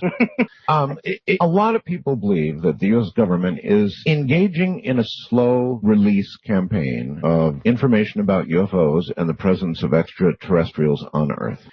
Do you believe that's true, Richard? Yes. In fact, during my briefing way back in '79, that was made aware to us that the government had tried to in the early '50s, and one of the first movies where the government actually cooperated with the movie industry was The Day the Earth Stood Still. I think it was in '1 or 2, whatever. And then they cooperated. In fact, they had placed Air Force intelligence people with some knowledge as an aid or an advisor to the motion picture companies making movies about the subject. And they were trying to condition the public for a release, but unfortunately, I guess somewhere along the line, different administrations within the government decided that wasn't a wise idea. All right, Meanface, take it away, man. This is like the midpoint, guys. This is like the exact, we're at the 50-yard line right now, so this next round of the episode will be the last. Like, we're just going to go on and power through. It'll be 48 minutes will be this next segment, and then if there's anybody left here at the end of that, we'll discuss for however long you guys want. So, Meanface. I just think it's really cool that you guys do this. We're gonna, thank you for coming, guys. Thank you for coming, Ricky, and everybody else. We're gonna do this every single Sunday, is what we're hoping to do. So, Meanface, do you have anything? I should move on, or? Well, no, before we do, definitely, read Estimate's situation. Shameless plug. No, but, he sounded a little bit on the defensive there. I don't know what the relationship was between Doty and Greg at that time, but it seems like, man, Greg is really going for it. It's like, well, you worked for here though, and you did this and you did that. Doty in that exchange, he does seem like he's backpedaling a bit and he's struggling to kind of keep the story straight. He's pretty good at doing it now. There you can actually hear him slip up and get a little nervous. I thought that was really interesting. Also the thing with Linda Moulton. Do not interrupt my co-hosts again, Kent, please. Thank you. Oh, Kent has Kent privileges, I guess. No, but no, he doesn't. No, he doesn't. He doesn't. Listen, I'll kick you from the space, all right? You keep it up, all right? Yeah. I'm just joking. It's a joke. Ha. Except for the Kent stuff. Really, just don't interrupt me. Don't interrupt. It's not hard. Well, my thoughts on the Linda Moulton Howell stuff, I think were interesting. How I don't think he was expected to talk about her and what he was doing, and he was kind of put on the spot at that time. I found that really interesting. Again, I don't know the relationship though between Greg and Doty at this point. It sounds like they might have just met face to face, for the first couple times. All right, let's go to Kent, and then after that, we'll go to VC Smart, and then we'll go to Carlos. Yeah, Meanface. I've got a straight up question, not a gotcha, not anything, but I found it fascinating listening to Rick describe Paul Bennewitz as a friend and that he became friends with him. I wonder how that made you. I wondered if you had a thought about that. Well, and he's, another couple of gems. He admitted back then Roswell was real 20 years ago, and he told you that he's seen the recovery film of the Roswell crash. So, these are things that you can hold him to the candle for now. But, Meanface, I just wonder what you thought of that. If he describes Paul as becoming a friend, how hurtful it might be when he's described as the guy who destroyed him. I just wonder what you thought of that. Well, it's something I've definitely considered. And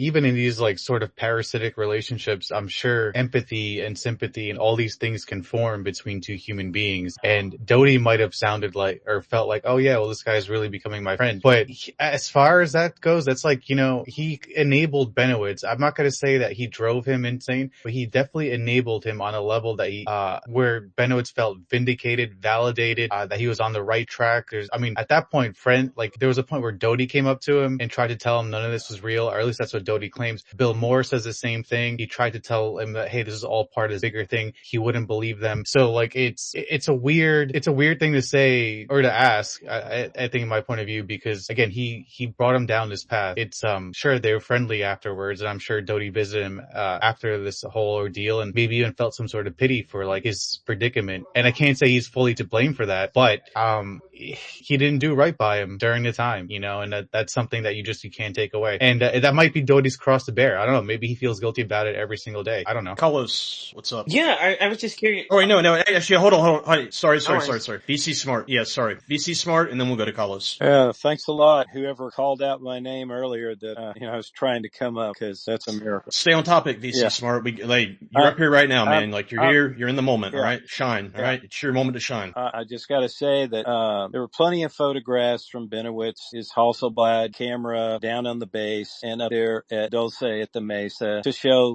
all the evidence, the things that he was, documenting. So there was stuff going on at the base and everything. Up at Dulce, it's even said, I think it came through Doty, that they might have even put some things out up there at the Mesa to even help with his paragolia or whatever you want to call it, to look like there's stuff up there. And so as far as that goes, that and as far as his he was already a big believer in aliens and the cattle mutilations he was already into. And that lady that spun him up, I think she was definitely, they used her to get to him to really push him over, or that really made him more unstable with the thing. But he wrote letters to Ronald Reagan about the alien invasion and stuff. So it was real easy to just push him over the edge. It seems that Doty waited till the very end, just before his end of his life, after they probably already heard he'd been in the mental hospital and stuff, it sounds like, when he started to maybe personally visit him and kind of befriend him after the thing was over with. But I think that was a big organized effort, not just by Doty, but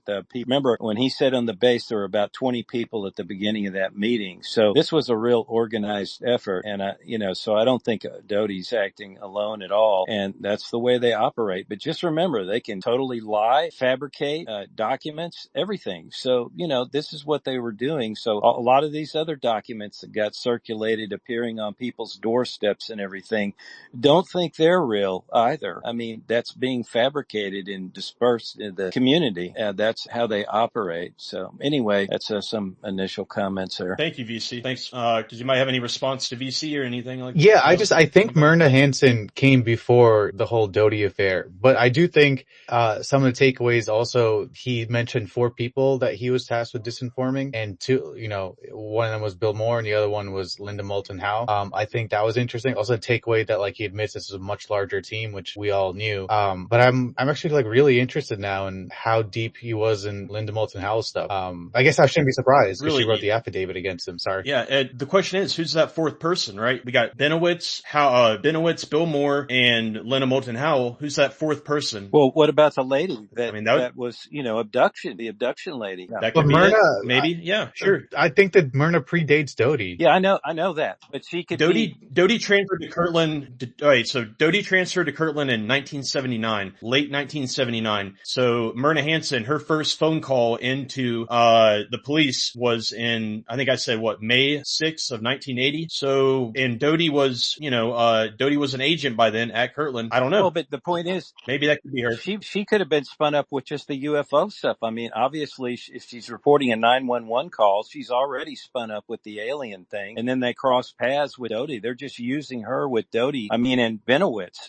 at some point they cross paths, but she's already kind of done in. Yeah, or she could have had an encounter. How about Valdez? Can't explain. Greg Valdez, maybe? All right, Carlos, what's up, man?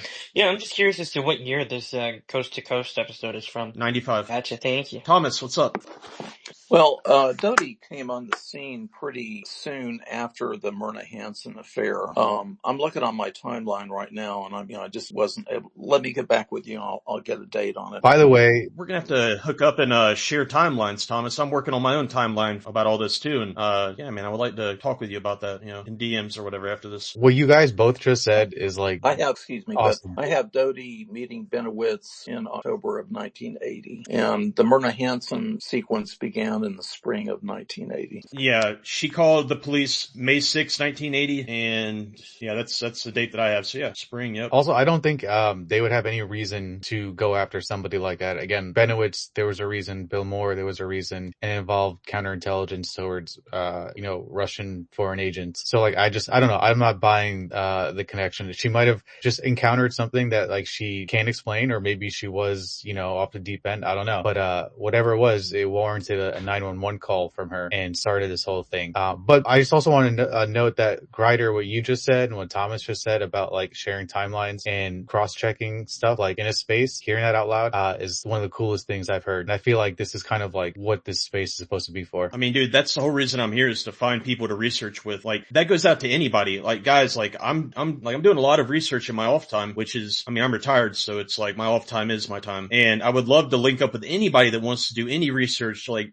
real true research, cause there's a lot to do. Like, there's a lot to go through. There's, spreadsheets and, searching PDFs, like, and if there's anybody out there that enjoys like doing research, I would love to hear from you. And, try to work on something, together. And we can also do that within the space if we get like a group together, share, our findings. And, absolutely. Like, I'm grateful for anybody that, thinks like that, that can appreciate the research, because I think that we need to get back to that more like in the community, get back to more kind of like understanding the history of ufology, and kind of not, because I think a lot of stuff is being repeated and stuff that has been thoroughly researched in the past, it's like, seems like it's been enough time to where it's kind of being recycled and people are forgetting about the lessons, that were learned a decade ago, 2 decades ago, 3 decades ago. But one thing I wanted to ask guys is so I have like on my timeline, I have an entry for Air Force and Doty, and it says crash, and it's 1980, and it says Cash Landrum incident is what I have down, but I don't ever remember putting this down like on the spreadsheet. But do you guys know what the crash or the Cash Landrum? It's that one where that family, it was like a grandma, a kid, and a mom, and they were driving, and then they see this diamond-shaped UFO appear in front of them with a bunch of like Chinook helicopters, and then they got like radiation poisoning, and they like sued the U.S. government, and then the government had to admit like, yeah, we don't know how they got like radiation poisoning. This was not us. If you want any info on Cash Landrum, just speak to Matthew Munro. He knows all about. He's got all the information on Cash Landrum. And was Doty involved with that? Because that's what I have down my note. Man, I got to take better notes. Is what I got to do. No, I don't think he was involved in that. The person that really did most of the research on it was John Schuessler, who was working for McDonnell Douglas in Houston, Texas area at the time. And the Cash Landrum incident occurred in southeast Texas. Awesome. Hey, and guys, just like one thing I want to say too, and I'll be quick about this, is like, this is not a Doty witch hunt that we're doing here. Like, we're not passing judgment in any extensive, like, intense way. All right, this is not like I am not a Doty hater. I'm not saying I like the guy, but I don't hate him. And this is about like studying the events. It's not about doing a witch hunt and stuff like that. So I understand that some of there's a lot of us that feel strongly about like the Bennewitz affair, but let's make sure. Let's focus on like the events, not the emotions. And I'm not speaking to anybody specific right now that has spoken. Not at all. Just in general, this is about like studying, the events and the history. Not really. Don't go cussing Doty out in the DMs after this, or not saying that anybody would, but Ricky, did you have something? Did you you had your hand up and then you left the panel? Yeah, no, sorry, my it spazzed out. I don't know what's going on, but I've always been super fascinated with truth, and I find this particular case study to be very fascinating. I forget precisely what I was going to say, but I think it was something along those lines, but it was more articulate with respect to what was played back at the moment. But now we're just here together, and I love you. You too, man. Chad, do you have something? Yeah, and I'd just like to add, people like truth are extremely complicated. And unless you're willing to sit down and, try and understand their motives and their actions and reason with them and empathize with them, and doing this for villains is the hardest task. Because you don't want to empathize with the villain because I guess secretly maybe you feel like they might rub off on you and you might become them. And that might be true. A little bit of them might rub off on you. That's true. But try and remember, and I'm no Doty fan either, but try and remember that he was in the service while he was doing the things that he was doing. And, that should be taken into account, I believe. He was ordered to do these things. Now, his behavior outside of the service while he was a police officer and after, I can't speak to that. I personally don't enjoy the police, but, whatever. It's a life choice. That's all I have to say. And when I said truth, I didn't mean like I need the truth. I just find the task of assessing it to be fascinating. Yeah, you know what I mean? Like I'm not some. We definitely need the truth. I'm not some guy. Like, how do you heads off chickens? Like, how would we know if we got the truth? It's like that's the thing. It's like, well, All right. Does anybody have any closing comments before we start this next this third part or the second part? I guess third, right? Yeah, third. A quick comment. Yeah, Ken, go on. Yeah, Doty told you that he's seen a 16mm film of the recovery of the UFO in Roswell in a briefing. By proxy, that means that it's gone through a process of approval. It's been put into a briefing. It's been seen by the Gang of Eight, and it proves that Roswell's real. And 20 years after he admitted that on a public forum, we're still all scratching our ass as to whether or not Roswell's real. I mean, I think Art Bell kind of summed it up for me. The way that I feel about it is that I think it was real. Something crashed there. It's just a question of what crashed there specifically. But that's something that we can get into. What crashed there? Aliens. Them's aliens crashed there. Yeah, I can comment. Yeah, I know, but I have some commentary that'll add here. Wait a minute. All right, you got a minute, 30 seconds. Yeah. Don't do it. And then we got Don't do it. The tape. Just like everybody else. Don't do what? One of the things that I know. Woe is you. I know. Yeah, one of the things that's okay, start the time now. One of the things that was your misunderstanding or something, that is a planned psyop, okay, that he talks about, that they watched the film and they came in as a group. This is all lies, deception, documents, whatever they need to do to deceive the whole project, man. So yeah, they spin up, Roswell, whatever they were talking about. Sure, that's the whole deception program they're going to play on Bennewitz and whoever else they're targeting in there. As far as that woman goes, I think she just happenstance was already wound up in the community and they just used her. She crossed paths with Bennewitz and that crazy, wasn't the tinfoil hat stuff, whatever. I mean, it's really crazy, the wild story. I mean, connect her up with somebody already unstable and you're way down the rabbit hole so far, you're never going to come back out. Look at the way the guy that did the regressions say a month, he just left the whole thing. And, they didn't even know how to do hypnotherapy properly back then at all. So who knows if there'd be a fascinating thing to get a hold of that recording of the hypnotherapy if there was ever one done, because you'd probably see the most kind of leading questions to drive people even more crazy with the stories. That's typical of being done. Even John Mack in a recording is caught doing that with the aerial students. So, that's the problem with the field. But anyway, I do believe Doty's story back then. I think he's being genuinely honest about it. He wasn't all caught up in the X-Files episodes, and that's even questionable that he got any episodes. Chris Carter doesn't know anything about it. Yeah. Official is in charge of any of this? Well, I don't know. That was way above my pay grade. I don't know that. They have a lot of people around them, and so that kind of shapes the policy, I think. The cabinet, the appointments for that administration, etc. But at some point, you're saying, Richard, at least, they were preparing the public for the big story. Yes, that's what we were told in the briefing, that eventually that and I can remember growing up, let me say this, I was never interested in the subject of UFOs growing up. I had not the slightest interest. My brother, who I roomed with, he was the fanatic. He had these old True magazines. He would read everything that he could get his hands on about the subject, and I never had any interest in it. Right up to the time that I was briefed in 1979, I had no interest in the subject. Well, why you then? I don't know why. why. Well, there's some reasons why. I'm not going to go into details, but there's a couple reasons I found later, and one that dealt with a couple relatives that were in the service. But I was probably the least informed about the subject at the time I was being briefed, and I had the same question that. Well, I have the same question that Greg did. Why you? I want to know more. Why you? There must be some. I was selected when I got to Kirtland. I was assigned as a counterintelligence officer for the base because I'd went through some special training, and I had been briefed in a number of different programs in order to know. I had different levels of security clearances in order to know what was going on at Kirtland Air Force Base, and there was a huge number of classified projects going on at Kirtland. At Kirtland, at the Air Force Weapons Laboratory, at Sandia Laboratory, at Los Alamos, and I had to know what these projects were in order to safeguard them. Richard, I have a question for you. Yes, sir. There's a lot of, big names in ufology. You've dropped a couple yourself, Linda Moulton, for example. My friend Whitley Strieber, oh gosh, the list would go on and on and on. It'd be a very long list.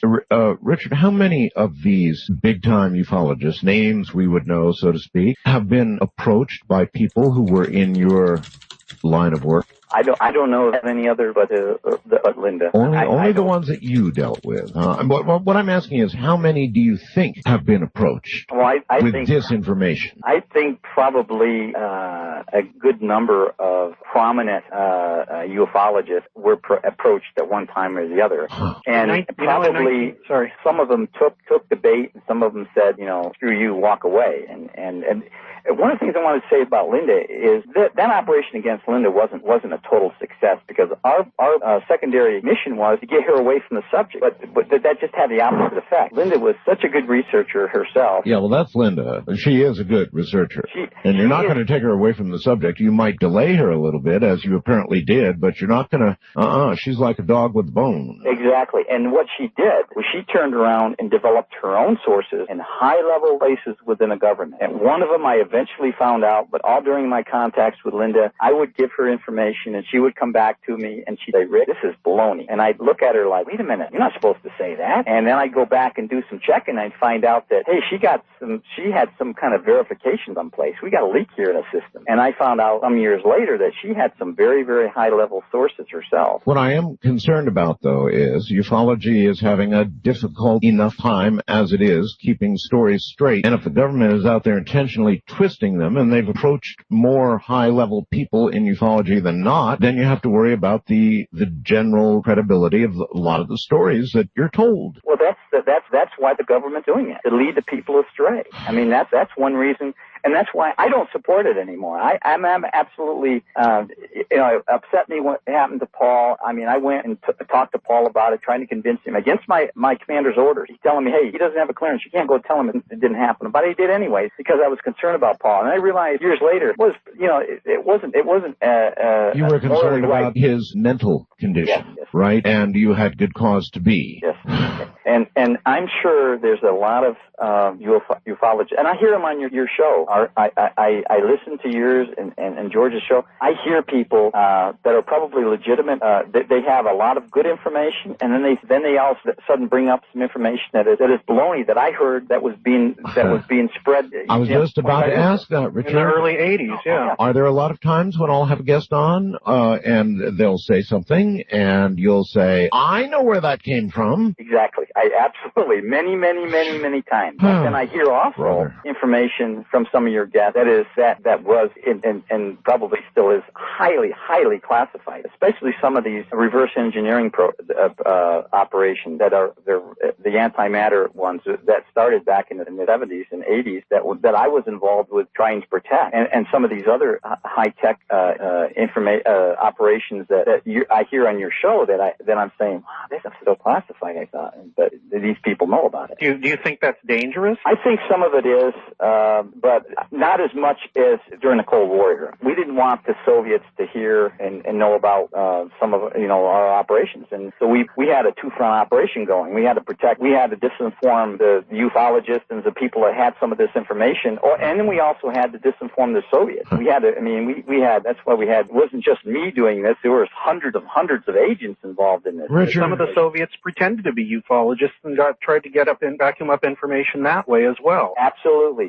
We ran on an operation in Europe against a Soviet who was trying to, there was a number of Soviets who were trying to portray themselves as UFO experts, and they were KGB, but they were trying to get into the UFO community. Why wouldn't you have been best friends with Phil Klass? Why wouldn't Phil Klass have just served to, you could have fed him all kinds of things, I would think. That because Phil Klass, in the time period that I was involved in the information, in the disinformation or the counterintelligence arena, I didn't know Phil Klass. I didn't meet him till afterwards, and then Phil Klass started spreading all these lies about me, saying I'd got in trouble in Europe, I was court-martialed, all these things with absolutely no credibility. But what I found later was that he was doing this at the direction of some government people trying to discredit me because I was going to go for it. But I decided not to. Because you've never heard me on a talk show. You haven't heard me on a lecture circuit. I've never heard you anywhere. Until now. I've kept my mouth shut. I've stayed quiet. Why? Because I'm satisfied with the truth. I know the truth. I don't have to sit here and portray and tell everybody in the world what the truth is because I know the truth. I know what the truth was when I got out. Now, I don't know what's happened since. I haven't been up to date. I haven't been updated other than with some sources that are still within the government. All right, bluntly stated, what was the truth when you got out? Roswell happened. Roswell was real.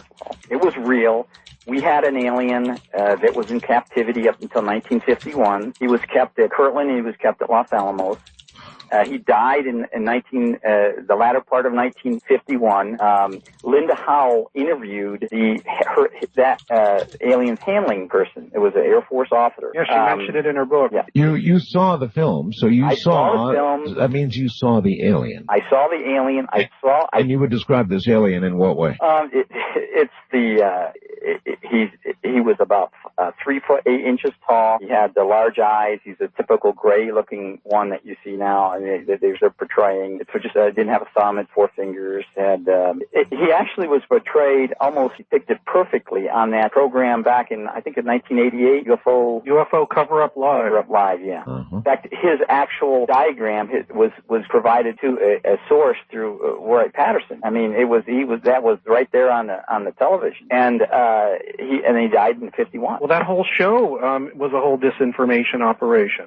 Because at the end, Robert Collins or somebody there, one of the other agents that was in shadow there with the voice disguise said that the aliens like Tibetan music and strawberry ice cream, and at that point everybody shut down and said this is ridiculous. Yeah, but the truth about that is that's exactly what was written. That was exactly what was written in the Red Book is our history of the the extraterrestrial visitation. That's true. That's not a lie. That's true. I know it turned people off, but exactly that's true. You give people the truth, and that turns them off because it's just so unbelievable. But that word is disinformation because it turned people off. But that's the truth. That alien liked ice cream. He liked strawberry ice cream. They didn't have teeth. They couldn't chew. Everything they took in had to be a fluid. They didn't have teeth. All right, listen, hold it right there. I wouldn't let you go for all the world. Richard, can you hang in there? Sure. And you too, Greg? Sure. Good. Everybody hold on. You don't get ones like this that often.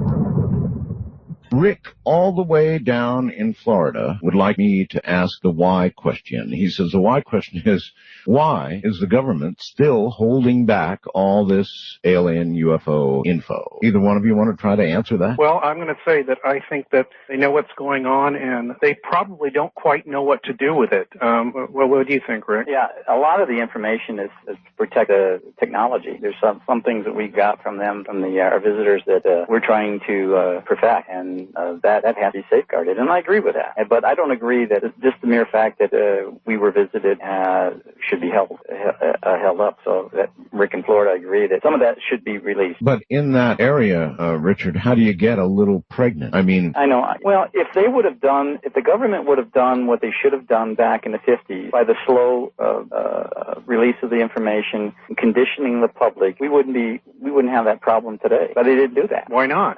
I don't know. I wasn't around back then, and I just know that I guess the governing body of this information decided that kept putting it off, and at some point they kept lying, kept saying they didn't have it, we don't have it. Yes, we do. No, well, we don't have it. Well, there's people in power, and they like to stay in power, and part of that power is knowing something nobody else knows. Exactly. A good point there. But you were the one promoting exactly that policy of we have it, we don't have it, it's true, it's trash, it's baloney, or then it's real. I mean, kind of. You're right? Absolutely. Yeah, exactly. I was doing that. Absolutely. That was our job. I mean, there were, like I said, hundreds of agents that had spanned out across the United States, and that's what our job was. But it wasn't to disinform people on UFOs because of the aliens. In your case, apparently it was because you were protecting things that were going on, projects at Kirtland at the time. Exactly. Our job had nothing to do, we never were told, hey, no, we don't want the public to know about UFOs, about aliens. That never surfaced. Well, what we were told, you did say you were shown a film, though, of what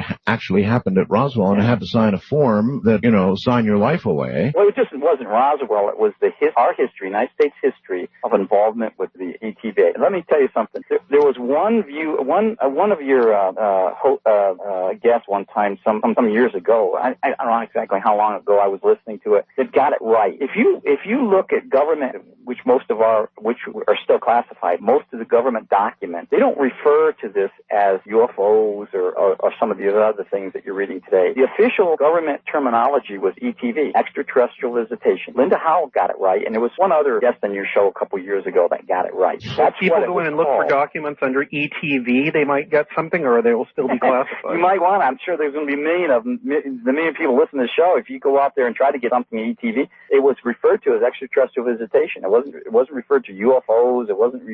We knew what they were. We knew who they were, and the government wouldn't put UFOs down unless they were describing something that was in fact a unidentified flying object. I still don't understand how they could have shown you Roswell and the true history of ufology and what the government knew, and had you sign all this, and even today that you could be sitting here telling us. Well, I tried to explain that to you. Well, you did. The government is saying now that doesn't exist. That is baloney. Even though I signed something, so what are they going to come back and try to prosecute me for telling something that they're saying is baloney? Make them deny it. It's the old trick. Exactly. So they're not going to do that. Well, maybe they wouldn't do that. Perhaps they would reach out and touch you in some other fashion. Has that occurred to you? They could. Yeah, you're right. They could very well do that. But I'm not scared of that anymore. I used to be. How's your heart? My heart's fine. But so many people have come out and done the same thing before even Richard did. Oh, I mean, I could name. I know there's a number of other people who did this. I mean, that said 10 times more than me. All right. In fact, that know 10 times more than me. But since you know so much, Richard, at least tell us what we really should know about this alien presence. Is it multiple species that are here? What are the important things for the American people to know about the truth behind all this? Okay, I can tell you what I know, what I officially know. I mean, I'm not going to go into... That's fine by me. Okay, I'm not going to go into trying to give you theory. We were visited, an alien craft crashed in 1947 near Roswell. We recovered one alien. We obtained a great wealth of information from that alien who was with us until 1951. In 1964, there was a landing at Halleman. Actually, it wasn't at Halleman. It was at White Sands. The disinformation was that it was going to be at Halleman, but it actually happened at White Sands. We returned the alien bodies to these extraterrestrial visitors. Then we met with them, and then we had another visitation some years later. We formed some kind of a pact, and I don't know the exact details of that because I wasn't in the know. We had a pact with them that they could come back and they could visit Earth and they could experiment, and we would let them do that. And the reason that I was told that we did this was we couldn't stop them in the first place.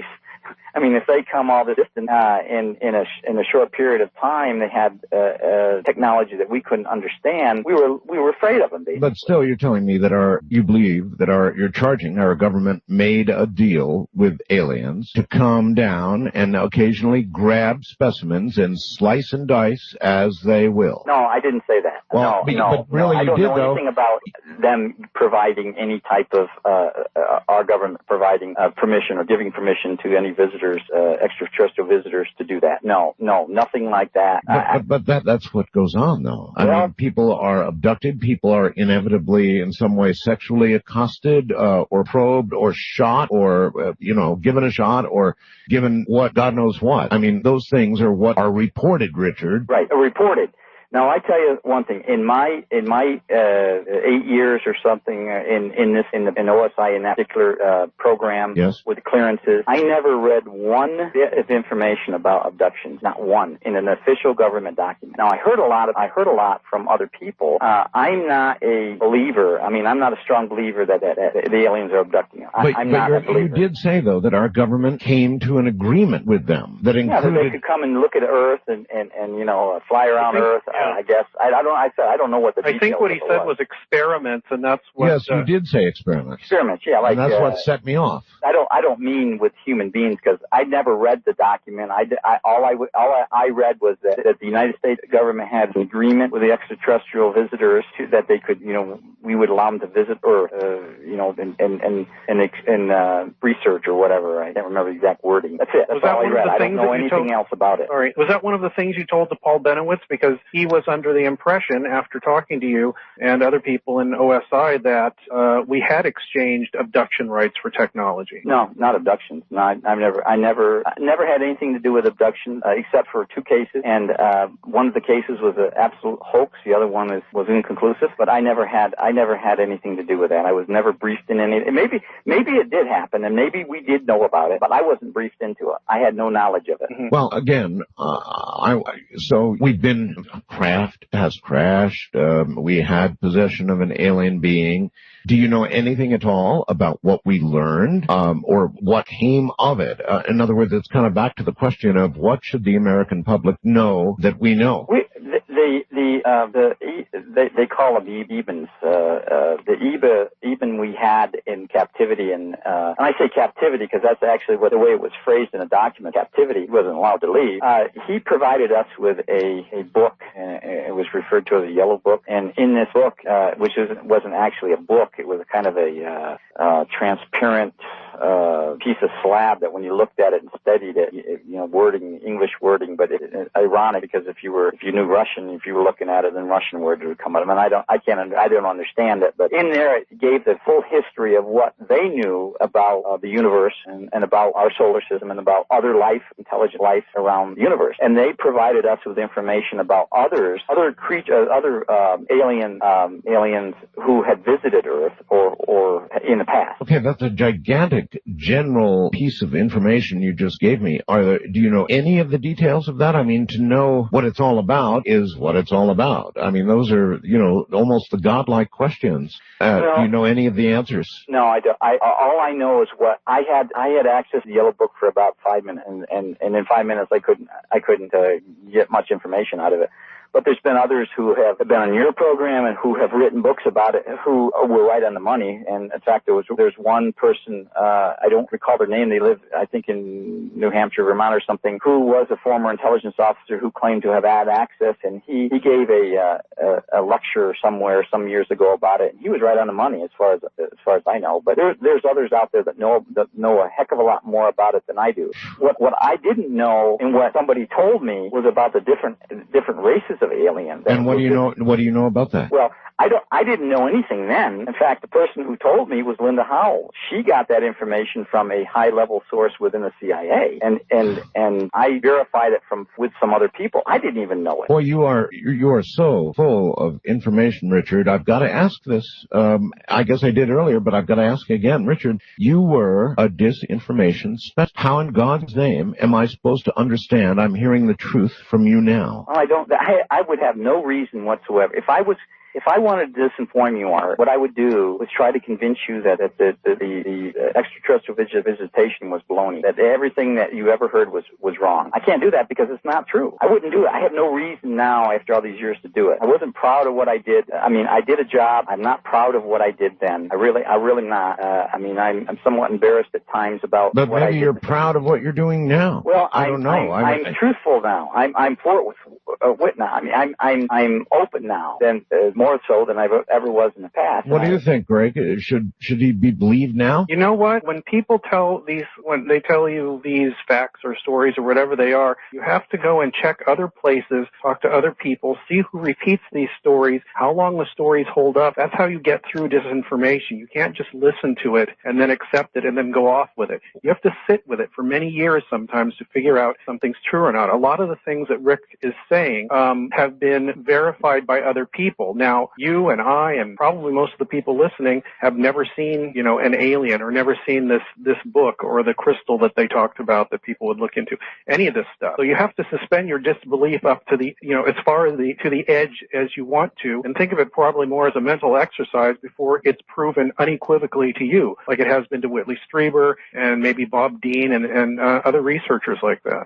Right. It's a tricky thing. Yeah, I'll say the whole thing is tricky. I want to take if you want a yes or no answer, it just doesn't work usually. A couple of calls. Wildcard line, you're on the air with the group here. Hi to everybody. Hello. And, I wanted to say I'm not debunking Roswell, but I wanted to talk to you about the Fox show, that special that they did, whatever it was, about 10 years ago or so. Oh, that's a good subject, sure. Okay, this is a real interesting observation, and it actually wasn't made by me. I have pretty poor eyesight, but it was made by a friend of mine, and then I watched it on tape and looked more carefully.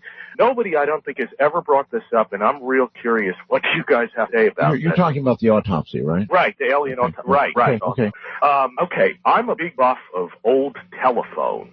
It sounds strange, but listen to this. This is very interesting. In that show, if you watch it, if any of you still have a tape or recording of it anywhere. I do. Watch that show, Art. You probably know this about old phones, things like that, being into ham radio. At that time, in 1947, they did not have coiled cords for the hand. All right. I've been aware of this argument now for a long, long time.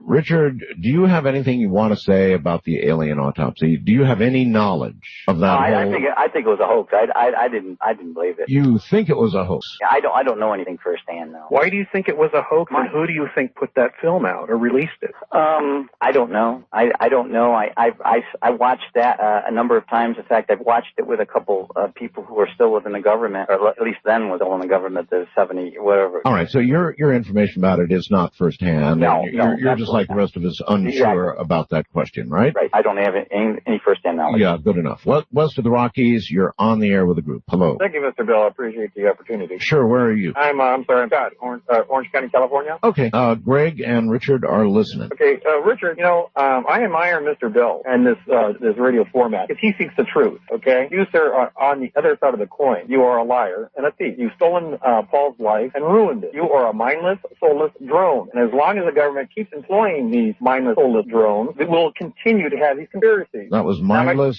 soulless drone, right? I got it all. Mindless, soulless drone. Okay. And what I did... All right, let's hold it there. Mindless, soulless drone is, I think, something you might want to respond to. Well, I no longer work for the government. And so you are no longer a mindless, soulless... No, I'm no longer a mindless. Maybe I was during that time, and maybe I was. I probably could be considered that then, but, I'm no longer with the government now. How about a nice big general question? How much damage do you think that official disinformation put out by people like you at that time has done to ufology? Probably it did some harm, yeah, absolutely. And not so much of what I did, but there was some others. You're talking about small level operations that I did, two that I told you about, two others that have never been disclosed. Would you like to disclose them? One of them was a total failure. I mean, total failure. And the other one, no one's ever written about it. And the group or which one would that be? Pardon? Which one would that be? I'm not going to tell you. I'm not going to go into details on it because I would be opening a Pandora's box. Well, hey, we specialize in those kinds of boxes here. Perhaps you could, we're coming up on a break, so perhaps what you could do is sort of figure out if there's a way you could talk about it without naming specific names or something, some way of giving us an idea what was done. Okay. All right, good. I'm Art Bell.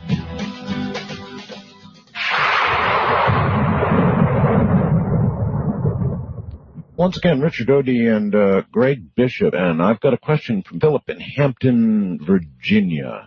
who asks, what was the crystal that he mentioned? Is it something in some way connected with Dan Burrish? And do you know anything about the Dan Burrish controversy at all, Richard? Or either one of you, really? No, don't know about. I've heard that name. The crystal I knew was something that was presented on that UFO cover-up live as something that aliens had, that they had shown to people in the Air Force, whoever was keeping them, keeping this alien there. And if you looked in it, you could see scenes from the past or the future of Earth's history. That's all they said about it. That's quite a lot. All right, gentlemen, here comes some more inquiries. Wildcard Line, you're on the air with Greg Bishop and Richard Doty. Hi. Hi, Art. Hi. Hey, Richard and Greg. Hello. Thanks for taking my call, Art. Sure. This is William from Portland. Richard, I have a couple of questions, please, real quick. Since you have been privy to the inside track, did you learn what the aliens' agenda might be? And are we their genetic experiment? No, I didn't know what their agenda was, and I have no information regarding whether we're studying our genetic makeup. And I was just wondering what you thought of Dr. Greer and the Disclosure Project. Do you think he's got any chance of success of bringing this out with the hearings and the things he's done? Yeah, there's a good question. Excellent question. Absolutely. I hope and pray. I've spoken to a couple of representatives from Pennsylvania. Actually, Senator Specter a little while back, and about it because he's a former OSI agent, and he was non-committal, but he thought that something should push it forth. I agree that I support Dr. Greer's efforts. Okay. East of the Rockies, you're on the air with the group. Hi, Art. Thanks for taking my call. Where are you? I'm in Pennsylvania, but I'm listening on WDEL. Okay, in Delaware. Who I'd like to thank for carrying you on the weekend. Yes, thank you. Very grateful. I have a question for Richard. I'd like you, if you can, to confirm or deny something I had heard from a former Coast to Coast guest. I don't remember whether he was on with Art or George, and I don't remember his name. But somebody talking about the UFO phenomenon once said that he had received information that President John F. Kennedy was assassinated because he was going to tell the public the truth about the ET. Is that true or not? Okay, thank you. I didn't get that first part. Was President John F. Kennedy assassinated because of what he was going to tell the American public? Well, I heard that story, but I have no first-hand knowledge about it. No, I don't know anything about that. Okay. And I wouldn't expect you to. Had you actually come up with that answer, I would have immediately pounced upon you. No. So, Greg? Yeah, there was a researcher called, I think it was Michael Karlinski, uncovered this, and then Ken Thomas published this in Steam Shovel Press about some sort of pillow talk between JFK and Marilyn Monroe about him seeing aliens at Area 51 or somewhere out in the Southwest, and that's the reason, one, JFK was assassinated, and two, Marilyn Monroe appeared to be suicided, as the term is used in the business. Suicided. Nobody's been able to back that up. That's just one conspiracy rumor that's come out in the last 10 years. I heard that. Ironic, a little. I'd like to hear. I was stationed in Germany, and one of our things we did over there was counterespionage, and we were debriefing a former KGB agent, and one of the questions that was presented to him was about John F. Kennedy, and he said, that's what he said. He said, well, you guys killed him because he was going to talk about the UFO, and this came from a KGB agent. I don't know. I'd have told Marilyn about UFOs. Yeah, baby, we got him.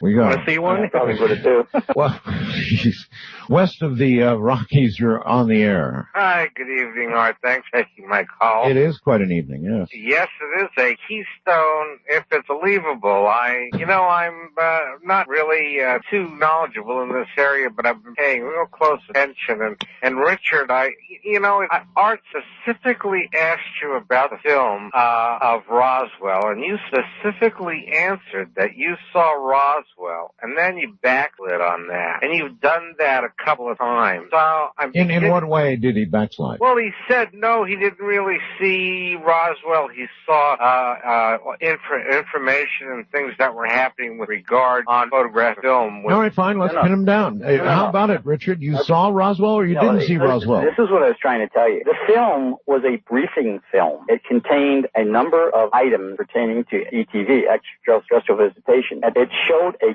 clip of the Roswell recovery, and the narrator was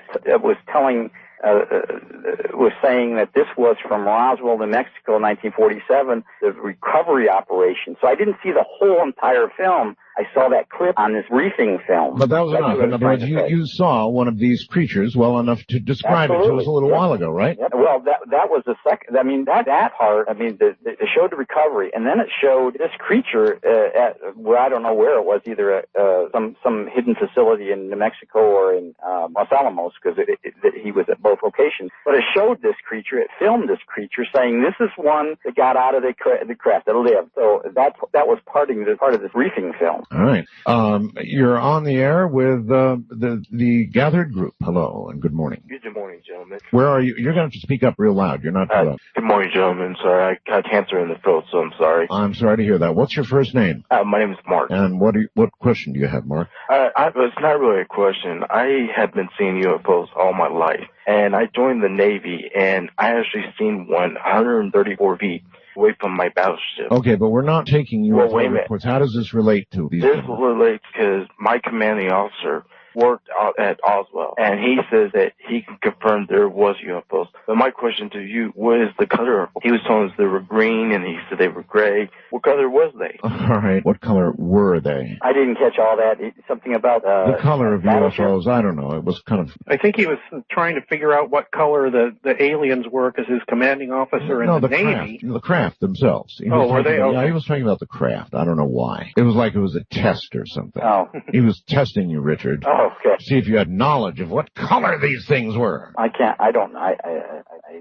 couldn't understand his question, though. What color were the UFOs? The craft? Yes. You mean the alien craft? Yes. Oh, the metallic shape, but they were silvery colored. The ones that I saw. They actually showed one at the end of the briefing tape, and that's the one that was involved in the Cash Landrum thing. All right, this is of immense interest. If they showed it and it was real, then what did it look like? The outside of it wasn't a saucer shape. It was more like a bat wing shape. It had a cutout in the back where apparently the engine was, and it was a kind of bat wing shape, and it had a protrusion on top with a light, and it was a silvery grayish colored craft. This was the one at Roswell you were talking about. Yes. Right. All right. The Cash Landrum ship was something else, and when I talked to you, you said you thought that was, and what a lot of people thought was a test craft, a nuclear-powered test craft that somehow went off course. You know about this case, right, Art? Yes. And I want to add for you, Greg, that you do have a book which is called Project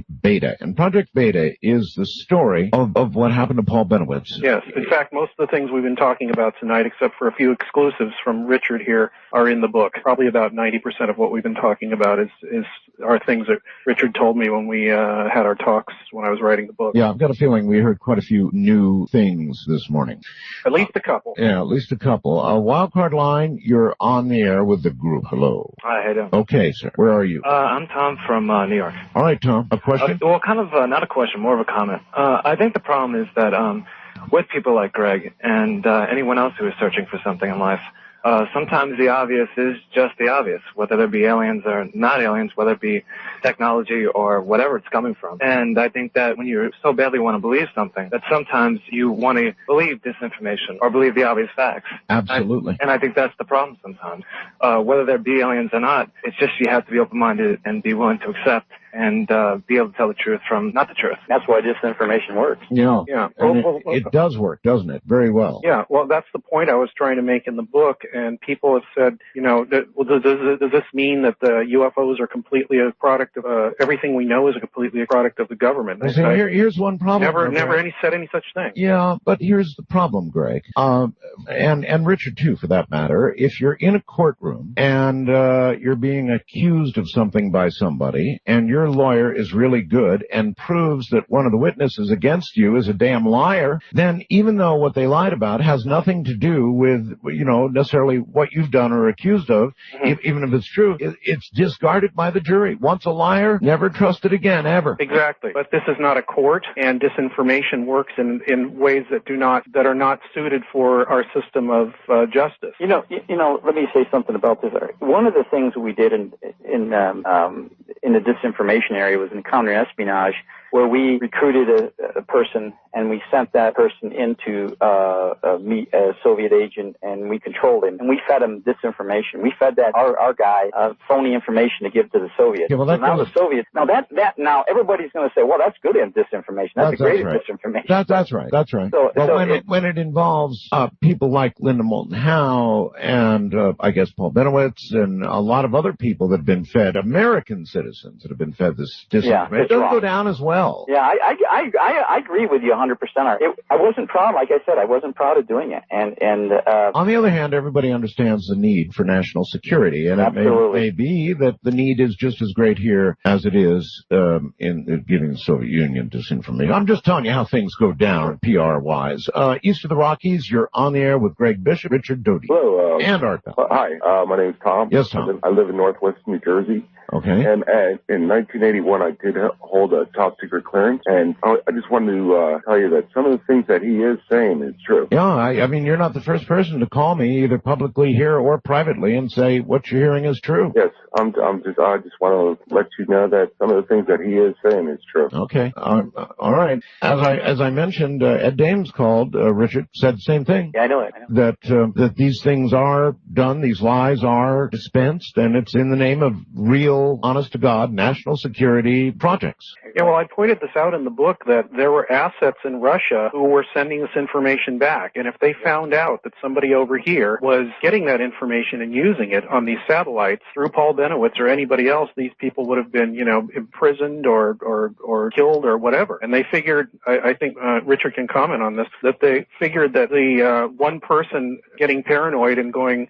off the deep end was worth, 10 or 12 or 15 or however many agents they had over in Russia doing this, apart from the fact of just the basic information. Exactly. And one other thing that we as an open society have to be very careful of is what people does with the information. If we allow somebody to have information that is of sensitive nature, there's no protection or there's no guarantee that they're not going to give that to the Soviets or the East Germans or the Chinese. I mean, so we have to be careful, and that the main basis for counterintelligence is to protect our secrets. Well, out of curiosity, Richard, you've told us a lot about what the U.S. government knows. What do you know about what the Russians or the Chinese or the Brits or anybody else knows that we don't? I know officially that the Soviet Union had a very, very extensive program in investigating UFO sightings within their borders, and also a intelligence operation targeting certain people in the United States to obtain information that we had.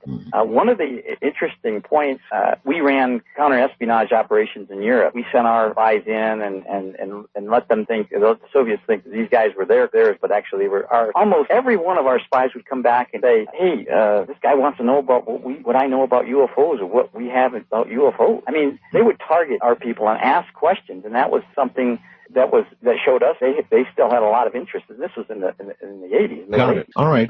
Hi there. West of the Rockies. We're going to squeeze you in with Greg Bishop and Richard Doty. Hi. Alrighty, my name's Michael. I'm in Seattle. Hi, Michael. And I'd like to ask about Phil Corso and what he might know, a verification of what he wrote about, and or was there any information more he can add to that? Did he know him, or was he involved in any of his work, or anybody that he knew was involved in his work? Excellent question. I interviewed Phil Corso many times. Richard, do you know anything about Phil Corso? I had a very interesting chat with Phil on two occasions.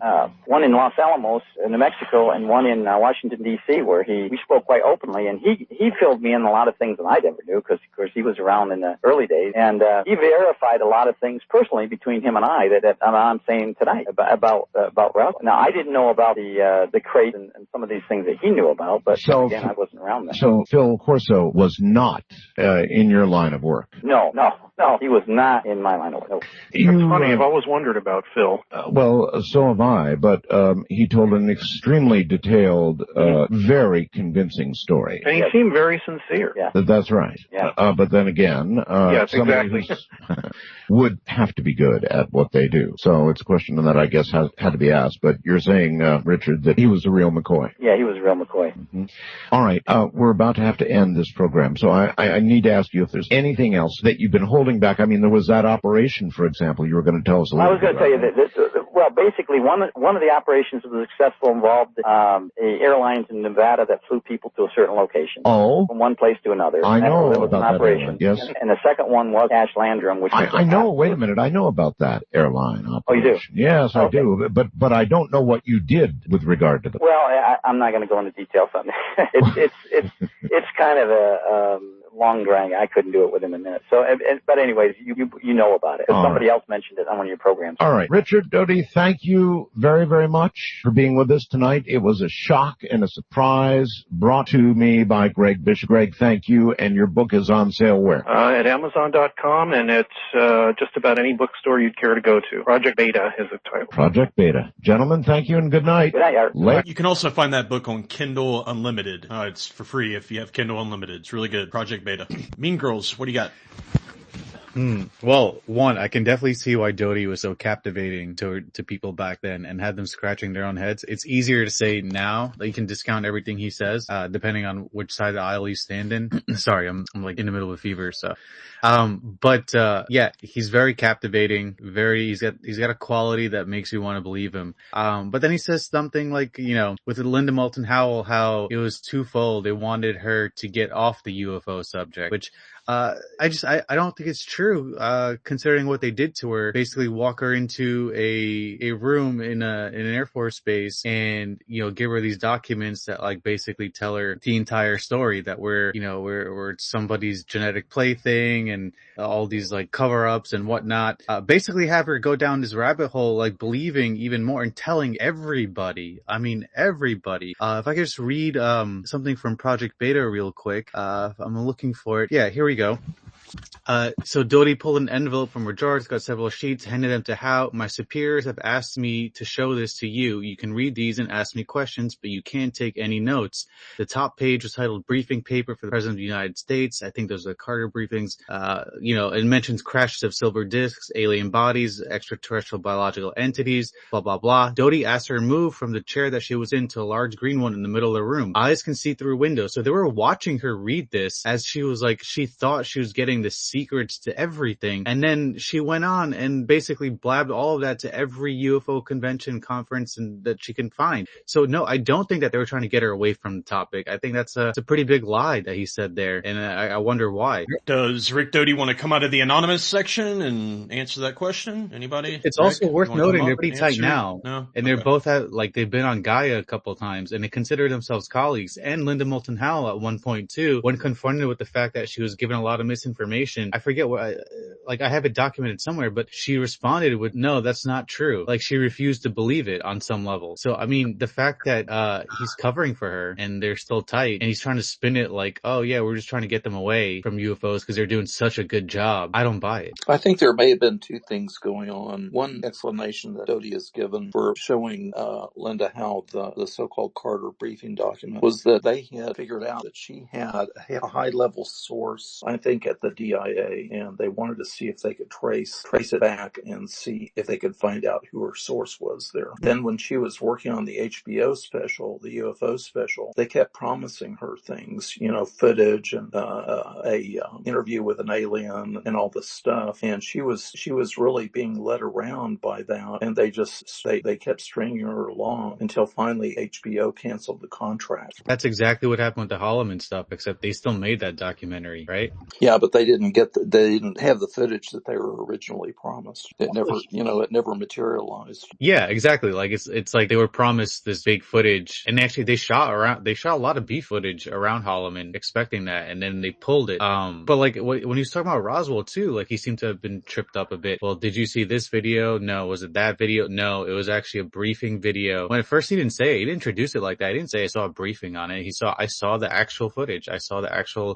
crash recovery, whatever it was, the recovery or autopsy. They weren't talking about the infamous autopsy hoax, but I thought he sounded a little weak there in terms of his story. He's repeated that many times, and this is the first time I realized that he had told that story so long ago. But he insists that he was briefed on Roswell, well, basically on what the government knew about ETs, and that during the briefing he was shown a film of the Roswell crash. I don't know exactly what was in there, but it was a film. I mean, an old film, actual film taken of the crash site, and I think other things. So I think that's what he was trying to refer to. I think Art Bell was kind of acting snotty toward him and acting like he didn't believe him, and I think that made Doty, want to try harder to get him, get them to believe what he was saying, and maybe he tripped himself up.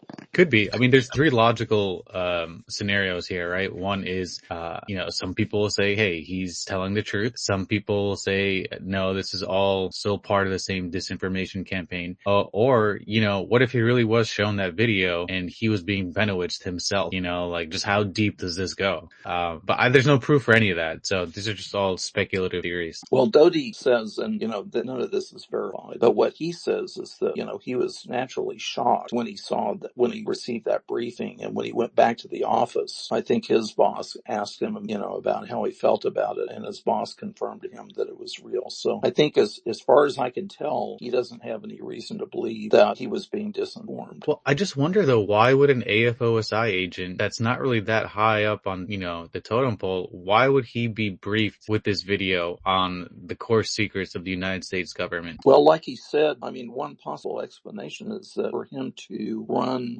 some kind of countermeasures against whatever, whether it's Soviet spies or UFO researchers, he has to know the difference between what's true and what isn't. And Bill Moore, at some point, I keep trying to find the reference, I can't find it, but Bill Moore said that he felt that his book, The Roswell Incident, that came out in 1980, opened a can of worms. And it is one possible explanation for this whole disinformation operation against the UFO community, is that Moore and Friedman and other UFO searchers were getting too close to the truth about Roswell. That's just one possible theory of why it happened. Interesting. I got some things to add about this part of the thing real quick. Oh, I bet you do, VC. Let's hear it. Yep. A couple of things. Nobody followed up on the questions, and somebody should. Maybe Thomas or some researcher knows what he said afterwards, but I hope somebody did. And that is that one of the abductions he knew of was a hoax, and the other one he didn't. He knew about, but he didn't comment. And somebody should have gotten him to say, well, what was the hoax and what was the one that he thought was real? And then the other thing that I think is important is everybody should go watch that free YouTube documentary. It's free, called Mirage Men, and go see for yourself when Doty talks about how he was spun up this program on Bennewitz. And to me, that's when they're watching the film. This is what the disinformation campaign is. And yeah, they spin it up as a real thing they're playing on the public, but this is part of the plan or the program.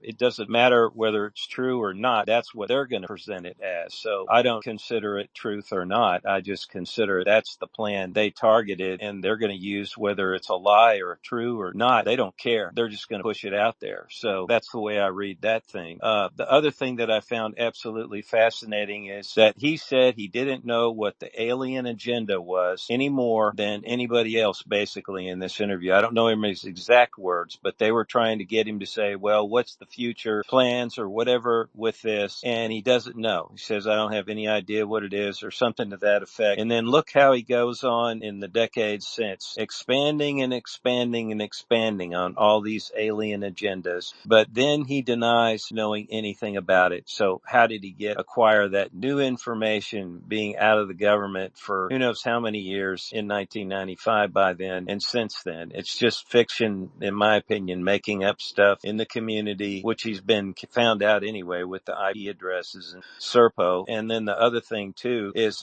somebody was trying to postulate that he wrote for X-Files, but when people went to go verify that, Chris Carter apparently didn't know anything about it, and other people. So I'm curious if that was ever was that ever validated. What I said was that Chris Carter was influenced by Bill Cooper, who got a bunch of his UFO information from John Lear, who got it from Paul Bennewitz, who got most of it from AFOSI agents. Wait, Grider. That's what I said. Like, I know you were talking about me. No, Grider. No, so like, I wasn't talking about you. Hold up, well, let me just clear that up real quick. Doty did say that he said he wrote for the X-Files, then he said he was a consultant, and I believe he listed, there's like an episode that he's kind of infamously known for, but I did have a chance to go to Chris Carter earlier in the year and ask him, and I'm like, so so, there's just, I just gave him the whole spiel about Richard Doty and all that stuff. He just looked at me like I'm retarded, like he had no idea what I was talking about. And he's like, I have no idea what you're talking about.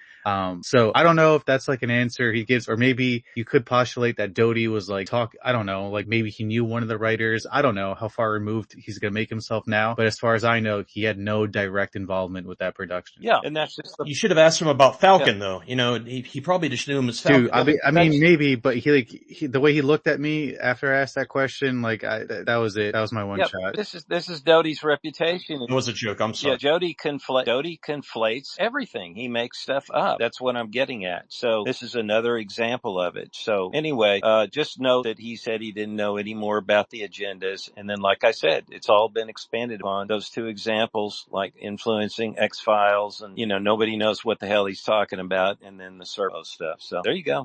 It's just more. VC, do you think there's any Majestic 12 documents that could be real? Like a single one? Or do you think they're all creation? And I'm just asking, like I haven't read all of them. So what's your opinion on that? Well, I think stuff that shows up on the doorstep with no receipts and and it's dubious about maybe the typesetting or the type of language used with the FOIA or whatever the language that was being used, signatures, all that stuff kind of gets called into question. But there's just no providence for it. So you can't trace it back to anything. It sounds like a classic disinfo campaign. So could there be some little tiny pieces of truth in there to make it look like it's a real thing? Yeah, I think that's part of disinformation, but I don't think it's going to be of anything importance. I think the wilder ass parts of the story are what they're trying to do the disinfo on. So, and the other stuff would be kind of verifiable, like President Eisenhower's name or something like that in there. You know what I mean? All right, I'm sorry for snapping your head off earlier. Maybe you weren't talking about me, but I'm on guard. Once we establish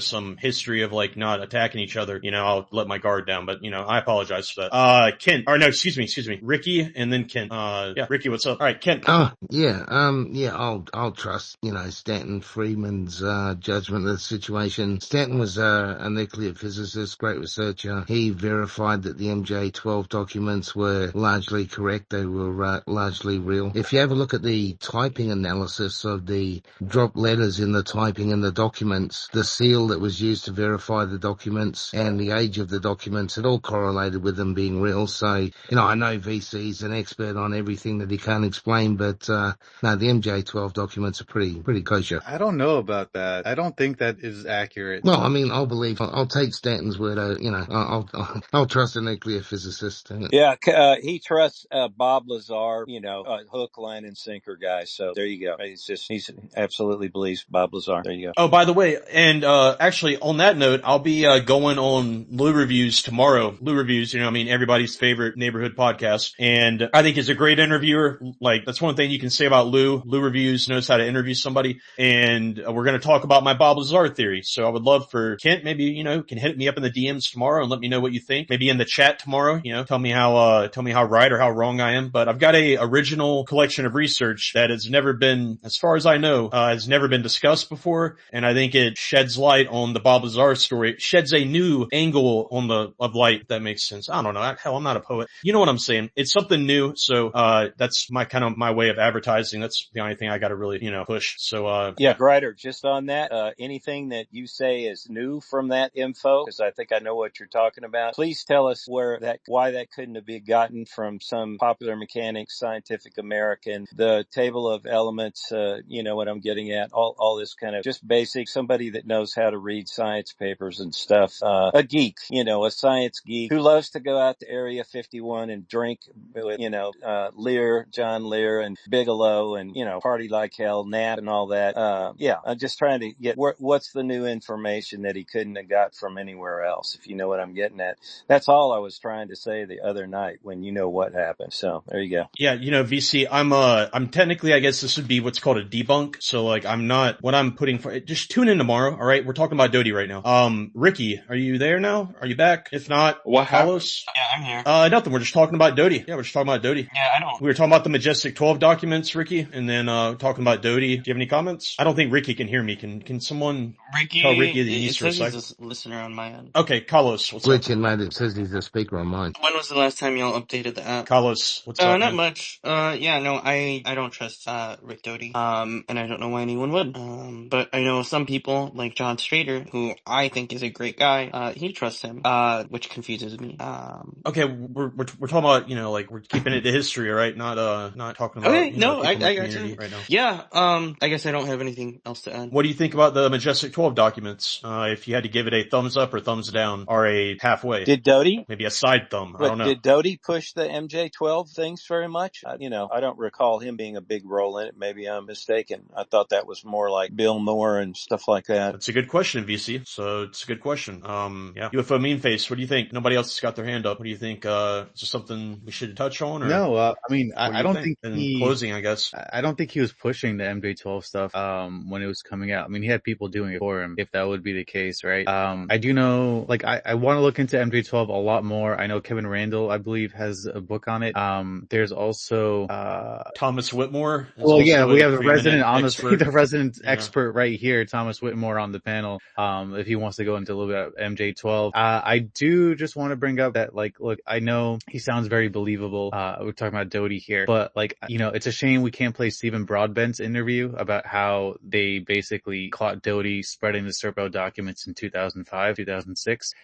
Doty alludes to some sort of Wendell Stevens press conference where he, in 2005, I believe, proved that it couldn't have been Doty, which is, I mean, that's, in my eyes, just complete bullshit at that point. But yeah, he did it in 2005, and he did it again 20 years later in Twitter Spaces. So just for people's timeline of how active he is and what he's doing, it doesn't solve any, I still have no idea what his motives are, right? But I don't think anyone does. But it's just interesting to note that, like, he's still very active for somebody that claims to have had such a high clearance back then. Well, I've got that clip ready if you want to play it. Like, do you want to play the Doty IP address Serpo clip? Yeah, is it from Stephen Broadbent? And then we can move on to MJ-12 with Whitmore if you want. It's from yeah.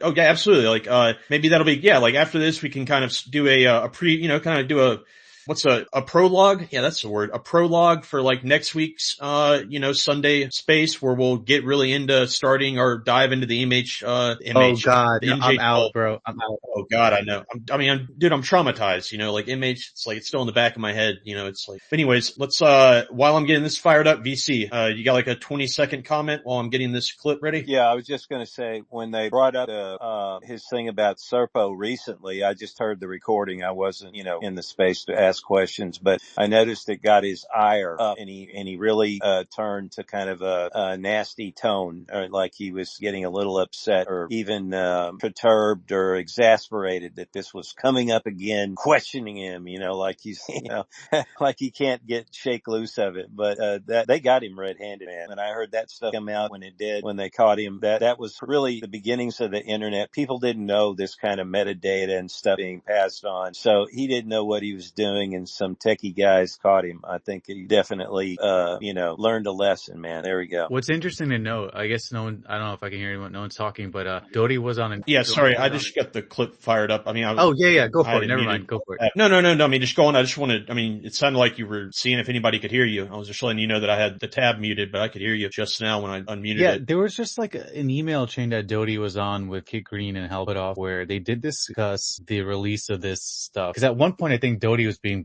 they were all being blackmailed by this guy, Tacticus Monroe, which I think ended up being Stephen Broadbent.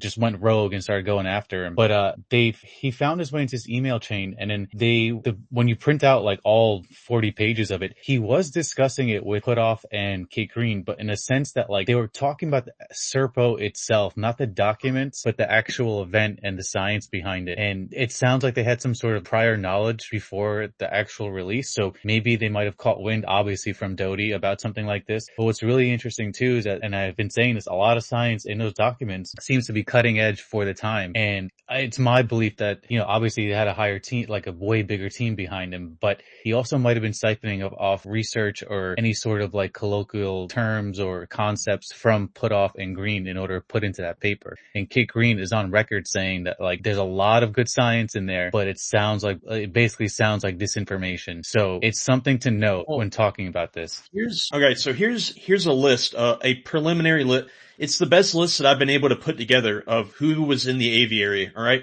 I haven't talked, this is like the first time I've talked about this. So this is the best that I can figure, which, I get stuff wrong all the time. So take it, what a grain of salt is the saying. Do that. All right. So Blue Jay, possibly Kit Green. All right. Christopher Kit Green. Seagull, Bruce Maccabee. He was a PhD research scientist at U.S. Naval Surface Weapons Lab. Pelican, some guy named Ron Pandolfi. He was the CIA Deputy Director of Science and Technology. Hal Puthoff. Penguin, John Alexander, Lieutenant Colonel, Army Intelligence. Hawk, I only got a first name. It was Ernie. Don't ask me how. I cannot remember how I only got one.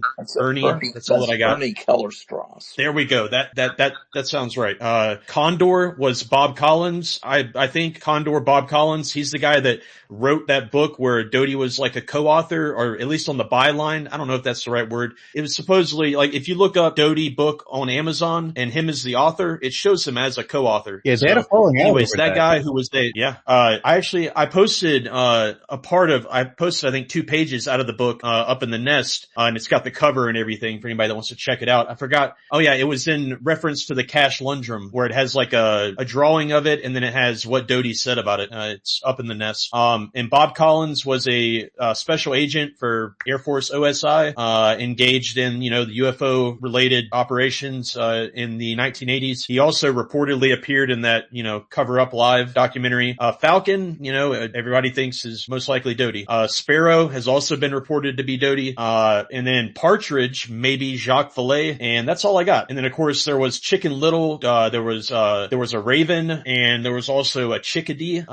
Those are some of the names that I got. So I don't know, take it with a grain of salt. I think I can only verify, or really you can't verify any of this. Like, it's just all it's not speculation, but we're never gonna know who was in the aviary, cause Bill Moore isn't talking, and I doubt if he even knew everybody. But that's also like giving it like a really official sort of like label, I'm starting to think that maybe like during the Bennewitz days, they gave each other like these code names because they wanted to either, know that they're speaking in private on the phone, or they thought their phones were tapped, or it might have been like some sort of like hazing ritual where it's like they just did it to kind of feel cloak and dagger. But like these stories tend to get out of, they tend to spiral out of control as time goes on, and all of a sudden this guy's part of the aviary, that guy's part of the aviary, and now this guy's Raven. No. The names came from Bill Moore. This is like, Bill Moore is the one that gave them all the nicknames, the one that gave them the name of the aviary. This is all Bill Moore, how he referred to these people in phone conversations with Jamie Shandera. That's how they would talk about these people over the phone. These are all Bill Moore origin names. That's where all this comes from. Doty and, whoever was in the aviary, they probably just called themselves like part of the working group. That's what Doty still calls his friends that he, pals around with.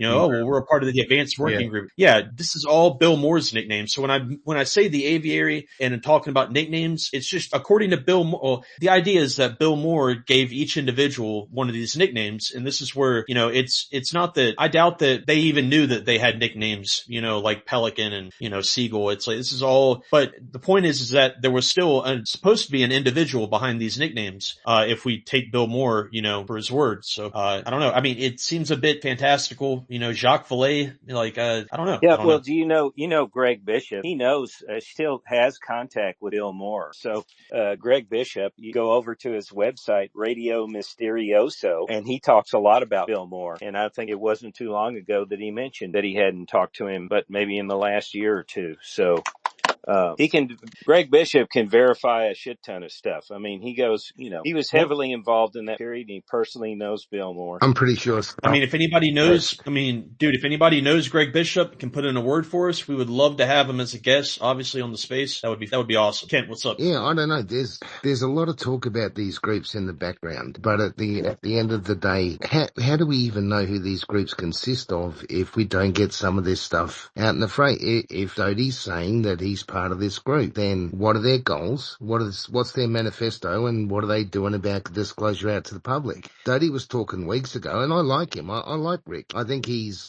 bringing something to the community that we won't get from other people. But at the same time, why don't we hold him to task? He's already talked about seeing the Roswell recovery video. Well, it was actually a movie, 16mm movie. He's talked about. He told a story to me. I don't know if you've seen it, Grider, or heard it, Grider, but he told me this story about this time traveler that he apparently verified there was a real time traveler who, in front of cameras, phased into a rock and went back into the past and never came back again. He said he saw it. He told you that during a space. Yeah. Like, he told you that during a recorded space? During a recorded space, one of Logan's spaces, yeah. So, I mean, you know, and I asked him the question. I said, okay, if you're telling me this is true, and he's saying, yeah, there were guys there for months afterwards monitoring the area, and he never came back, and there was no other things happening there.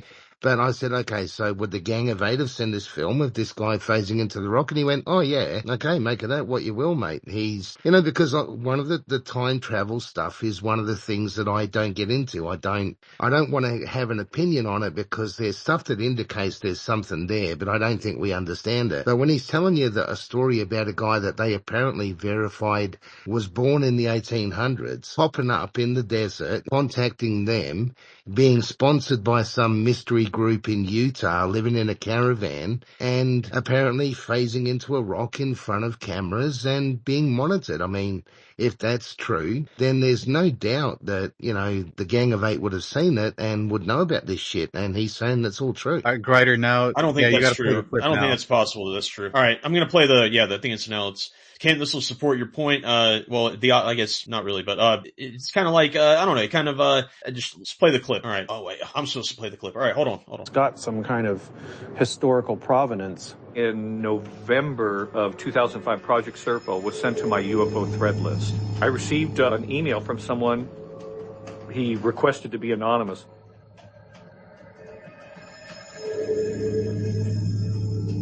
When I first read that bombshell email, it was far different than anything I'd ever received.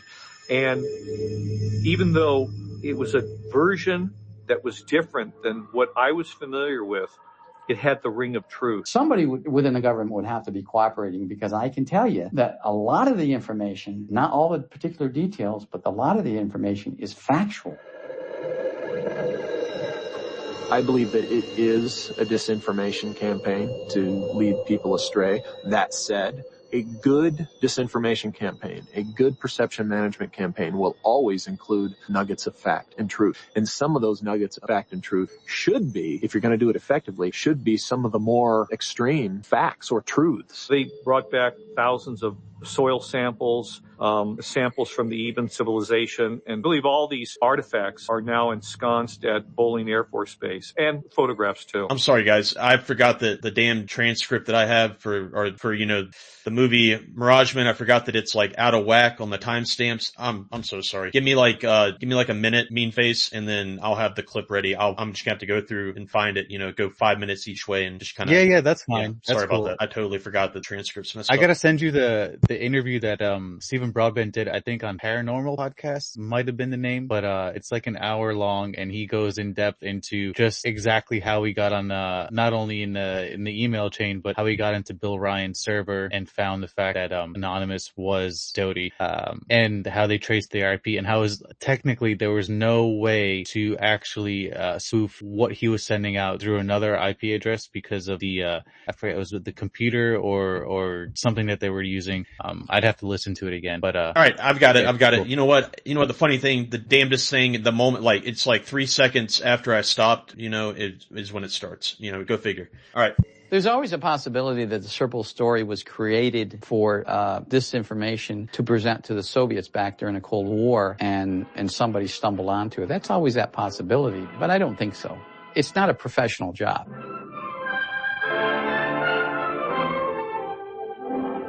Myself and 3 others were working as a research team looking into the Serpo story. We really wanted to get to the bottom of Rick's involvement in it. People within the UFO community immediately said, hey, is Richard Doty involved in this? Did Richard Doty do this? I never had anything to do with the Serpo story. We were adamant at this time that Rick Doty was the person sending the information, but we didn't have any proof. And the only way we could get that proof is if we could see an actual copy of the original emails that the anonymous source had been sending Victor. Unless Rick Doty is one of the greatest novelists and writers of the 21st century, it's not him. We came up with a plan we'll use the same name and just contact Victor and let him think that his anonymous source was back in touch with him. We asked Victor to send us copies of the emails that we allegedly had sent him, which meant we could look at the headers of these emails to determine where they actually came from. And it was from looking at those headers and having emails from Rick Doty to compare against that it was indeed Rick Doty's IP address on the request anonymous emails. And as it turned out later, he was also several other people in the story, all contacting Victor, and Victor thinking he's being contacted by a multitude of different people, when in fact it was all one person. It was all Rick Doty. I didn't create it. I didn't conspire with anybody else to create it. It was created by somebody else. And those people, I don't know.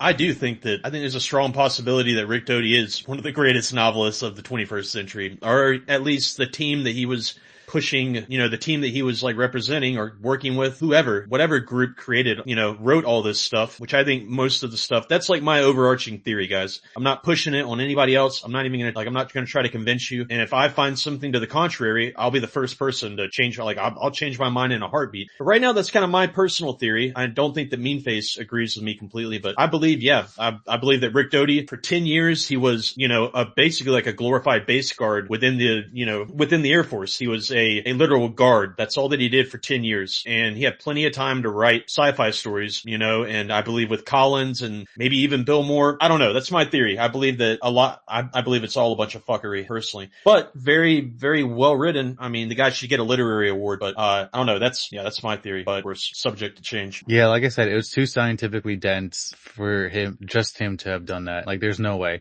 Which I think indicates that there was a larger team behind that. And I wonder, was this another counterintelligence operation targeting foreign adversaries, or was this strictly aimed at the UFO community, right? Like, I can't tell. But either I know it's an operation, point blank. Well, if this happened around 2005 and there's connections back to Skinwalker and all the shenanigans that are going on with NIDS and everything being spun up there, maybe he got some involvement or background help with that, because there's, theoretical science. Theoretical is just like science fiction, until you can prove it with experiments, you can do anything, okay? You can create wormholes, you can go backwards and forwards in time, but it's just mathematical theory. It's not anything that's proven. What is 2005, VC? Like, what are you talking about 2005? What date is that in reference to? Well, I thought somebody said that the Serpo story, anyway, was found out somewhere in that time frame. I don't know. Oh, yeah. Like 2006. I'm sorry. Yeah, like 2006 was when this all happened. Yeah, right around. Okay, yeah. Right. So that all matches up with, Mount Wilson and Skinwalker and NIDS and all those people out there. It's the same mix of people. And the theoretical science part might have come from some of that invisible college, that's connected back to Bigelow, because all that stuff circles in that area. It's a closed circle of people. It's not, it's the same old people cycling around and round and round, and Bigelow is, to me, like the center of the hurricane. Thomas, I'm dying to know what you think, Mr. Whitmore. What's your thoughts on the discussion, everything that we've been talking about so far, and then after that, we'll go to screen. Well, the more I study this, the more I become convinced that there's very little that is certain. And you can take the information in the entirety and you can make a case for anything that you want. You can make a case that Richard Doty is a liar and that he can't be trusted. You can make a case that Doty is a courageous whistleblower who has gone against the grain and is trying to tell the truth about UFOs. You can try to make a case that Doty is the author of the MJ-12 documents, which I don't think is the case. There's very little that's certain. There aren't very many people that were involved in this, especially in the early 80s, that are either still alive or that will talk. And some of the really key people that I wish I could talk to are deceased. Okay. So, and historians, good, competent historians, and I'm not trained as a historian, I don't have a degree in history, but competent historians will tell you that when you're dealing with uncertain information, it comes down to probabilities. Okay. And you kind of have to assign a probability, how probable is it that this is true or that this is false? Now, I personally, and this is just my personal opinion, I find it unlikely that Richard Doty composed the whole Serpo story. Okay. That's just my opinion. Thank you. And just what I want to say too is that, hey, just let me say something good about Rich Doty. I know somebody's gonna clip this, Panda probably, and it's gonna come out and bite me in my butt. But Rick Doty on paper is an American hero. On paper, Vietnam vet. The guy had an exemplary service on paper. On paper, as a New Mexico state trooper, half of his personnel file, which I've read, and I'll put a link up to in the nest for those of you who are maybe interested. The Black Vault got a FOIA request approved, got his personnel file from his time as a state trooper. The guy has half of his personnel file is commendations. People that were passing through on the highway and their car broke down, and he showed up and just helped them. The dude's, I mean, like, nobody is, it's never black and white. Nobody is all evil and, are all good. And, Doty's I don't know. I don't know. That's basically all that I wanted to say. Well, Doty, we'll go to screen. If you look at the facts, at the chronology, Doty actually was with the New Mexico State Police longer than he was in the Air Force. Yeah, and besides, like, he apparently couldn't drive a squad car very well, and but besides that, I mean, and he had a couple of reprimands, but nothing that couldn't be explained away as just having a bad day. He showed up to a scene one time and didn't take charge of it, although he was a sergeant, and kind of just left the scene without, like, establishing, like, his, like, a position of leadership and kind of directing the lower officers to, do proper procedure. That was what he got a reprimand for, but, maybe he just woke up maybe he's just having a bad day. But let's go to screen, and then we'll go to Brian Pimble. Or I guess screen already left, so Brian Pimble, what's up? And then we'll go to Jason after that. Yeah, thank you very much for having me, guys. If you want, I don't know how to post stuff up there. I can DM somebody my list of the aviary. You guys share your notes or whatever. But just on Rick, as far as the Serpo goes, and perhaps Tom, you may know this as well.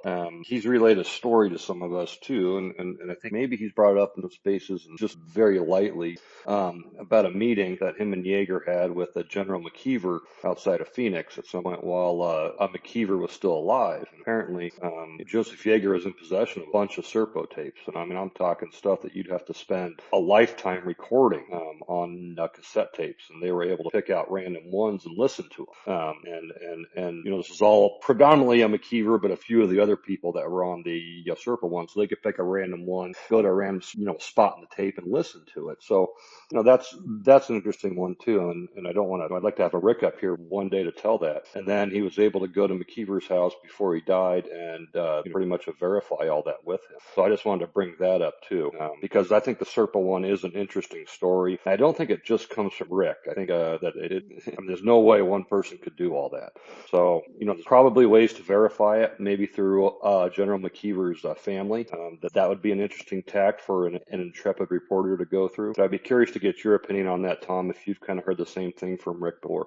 Yes, I have, but I haven't nailed down all the facts in that story to the point that I want to relate it, because I don't want to relate any incorrect or vague information. But I have heard that version. Yeah, that's why I hope Rick would come up and explain it more at some point in time, perhaps in a space at a later date. But yeah. Send him a DM. Like, he's more than welcome. And just let me balance out my saying something good about Rick with saying something a little bit bad, all right? Right now he's currently validating a 100% fraudulent whistleblower by the name of his name is Charles, and he's absolutely a full of shit guy pushing Serpo, Blue Planet Project. There's some really stuff that has a really stuff that that was authored by people that are just really not, at least the Blue Planet Project people. The guy who authored that is about the worst human being on the planet, just horrible person. And it's just so, like, Rick is, I don't know why he's doing this currently with this current whistleblower. And the guy's not a whistleblower, by the way, just that's his name. That's the name that he goes by on the internet, his whistleblower. So, and the guy's like in jail right now. He's in jail. This guy is in jail for like the next 50 years for doing some really horrible stuff. But even what I focus on is that his stories, it's Serpo stuff. So, like, Doty, I don't know, just balancing out kind of the good that I just mentioned. But hey, Grider, Jason, I sent you a DM with a short audio clip. I did find an interview. I can't find it online, but I did have it saved to my hard drive.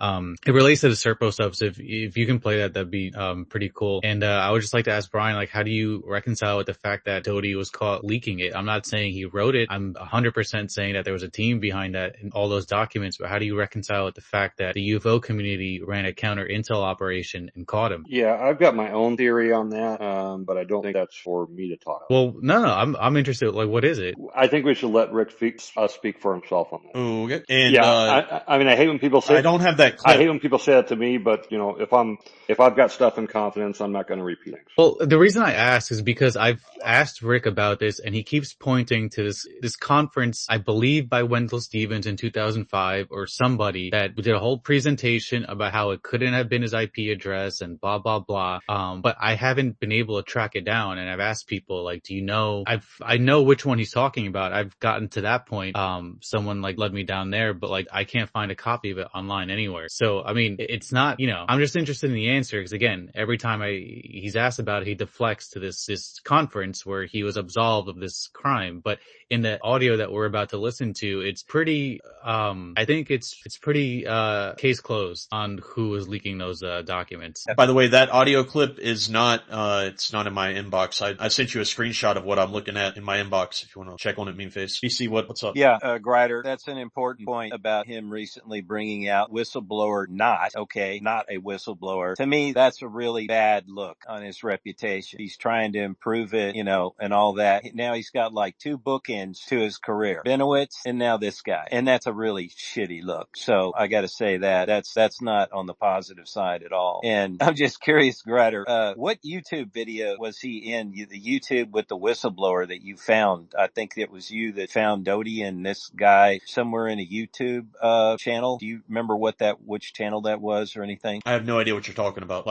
I've never heard of any of that. Like a month before he came into the spaces, somebody found him on a YouTube channel. Something about it. I have no idea what you're talking about. Okay, I have no idea. Yeah, I don't know, but when you find out, let me know.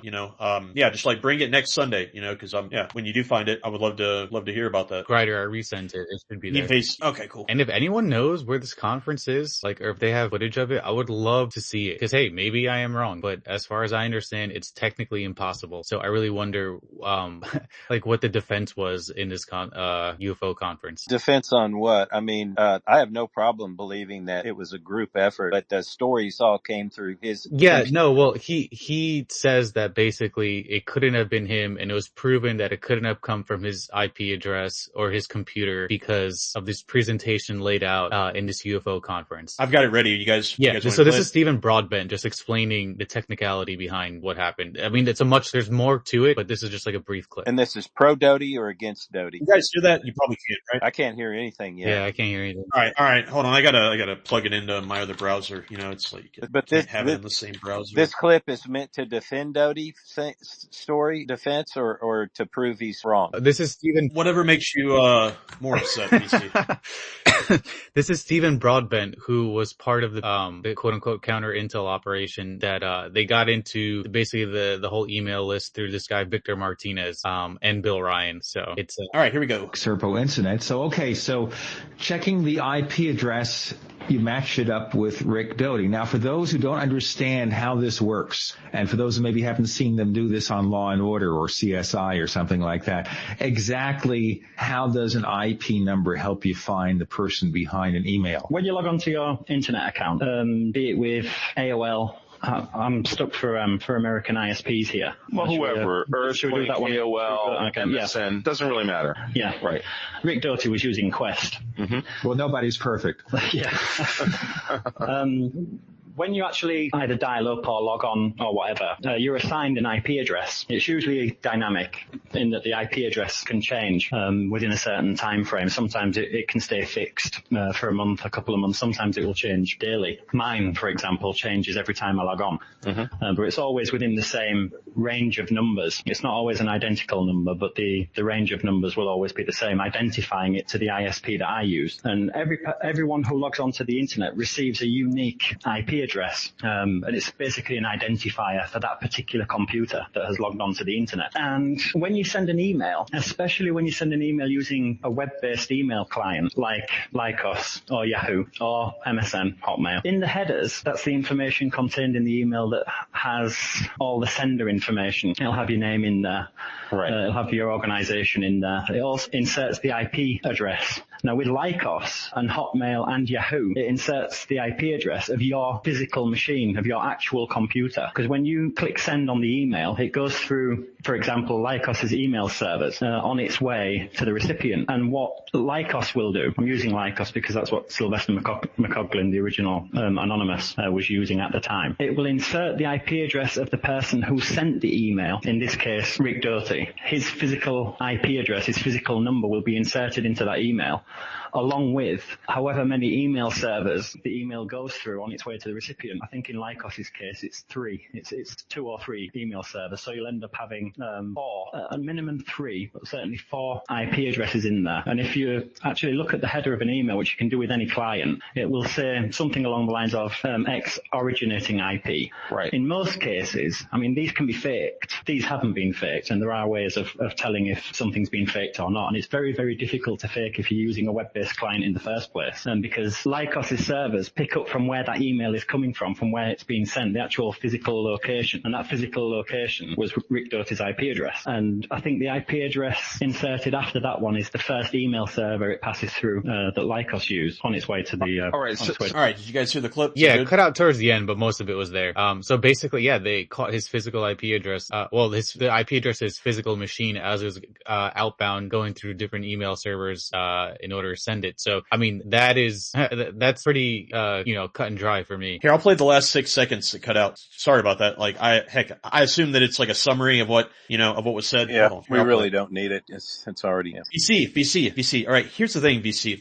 Nobody wants to be told, like, what to think, all right? Nobody wants conclusions. Nobody cares about anybody's conclusions. I don't care about yours, all right? Nobody cares about mine, all right? We're here to do the research, to work through so that people can reach their own conclusions once we go over the evidence. We're here learning. We don't care about you summarizing things, all right? We don't, man. Like, we don't. I cannot believe you haven't figured this out in life yet, all right? How have you not figured this out, all right? Nobody wants for you to tell them how to think, man, all right? So, like, instead of, like, we're working through the history, all right? We're not on a witch hunt. I already said this. Okay, well, you can thumbs down. I mean, I'm just saying, man, that's the theory of this group, this space, all right? This space is to do research, to go over history as objectively as possible, all right? If you want to go scream about individuals and talk trash and whatever, that's fine, dude. Somewhere else, all right? All right, so just like, it absolutely is necessary, okay? Because that's how people form their own opinions, all right? When you start telling somebody how to think, they turn off, man. They just stop listening. And then, it's just, all right, here's the last 6 seconds. For all of these original postings, is Rick Doty that Lycos used on its way to the... all right, so basically, Stephen, what we're talking about is that the original source for all of these original postings is Rick Doty. Okay, I thought there was going to be more, I guess. Yeah, that's... All right, yeah. I mean, you tried. You tried. You said it cut out at the end. That was the only part that was cut out. Yes. 2 minutes of shame for 30 seconds. Yeah, we're just gonna take out you can go down there and listen, VC, all right? You're in timeout, all right? Sick and tired of hearing your mouth. And then you go right to request. Like, just know, man, like, you're, sorry, but you're being cut off. Jason, what's up, man? Are you there? Like, have you spoken at all? I don't. Have you had a chance? I don't want to whip out the Windex bottle and do a topic cleanse. That's what I feel like I'm about to do. Yeah, we're staying on topic. Yeah, this is on topic. That's on topic. Because it's the details. Okay, I don't know what this argument is. I've been hearing this all week, right? I don't have a dog in this hunt, right? Oh, I was really going to ask, and you probably just haven't seen the reply yet. The Art Bell flashbacks are amazing to me, right? I think this came up the other day too. Cause I was there listening to this guy. I think I remember this episode, but I wanted the timeline confirm the month. What month was this episode? 1995. Right, I got that. And hold on, let me get a if you don't mind, I'm sorry. It's still on topic though. It's just not the details of what y'all are yelling about. What's your favorite Art Bell episode, Jason? It's ever? okay. So it's just, you got to remember, I'm driving a truck during this time, flipping through AM channels, trying to find something to listen to back then, right? So Art Bell for me was just fucking entertainment. So am I going to have a specific, remembrance? No, but this and hearing this, it's like watching an old episode of, whatever TV show, right? It's like, holy shit, I think I was fucking there listening to this, but I can only confirm it by month because I started driving truck in May of 95. That's when I learned. So my actual on the road experience starts in April. Okay. So if it's in that timeline, it would fit with my memory. In other words, I'm trying to, because it's 39 years ago or 29 years ago, bro. So, for me. But yeah, so that's why I need a month so I can confirm that I probably was there when he called because that show very much sounded familiar. I've been fascinated listening to this thing for the last 2-3 hours, whatever it's been. If I may jump in here, I know I'm out of turn, but I believe this was on February 27th, 2005. Okay. No.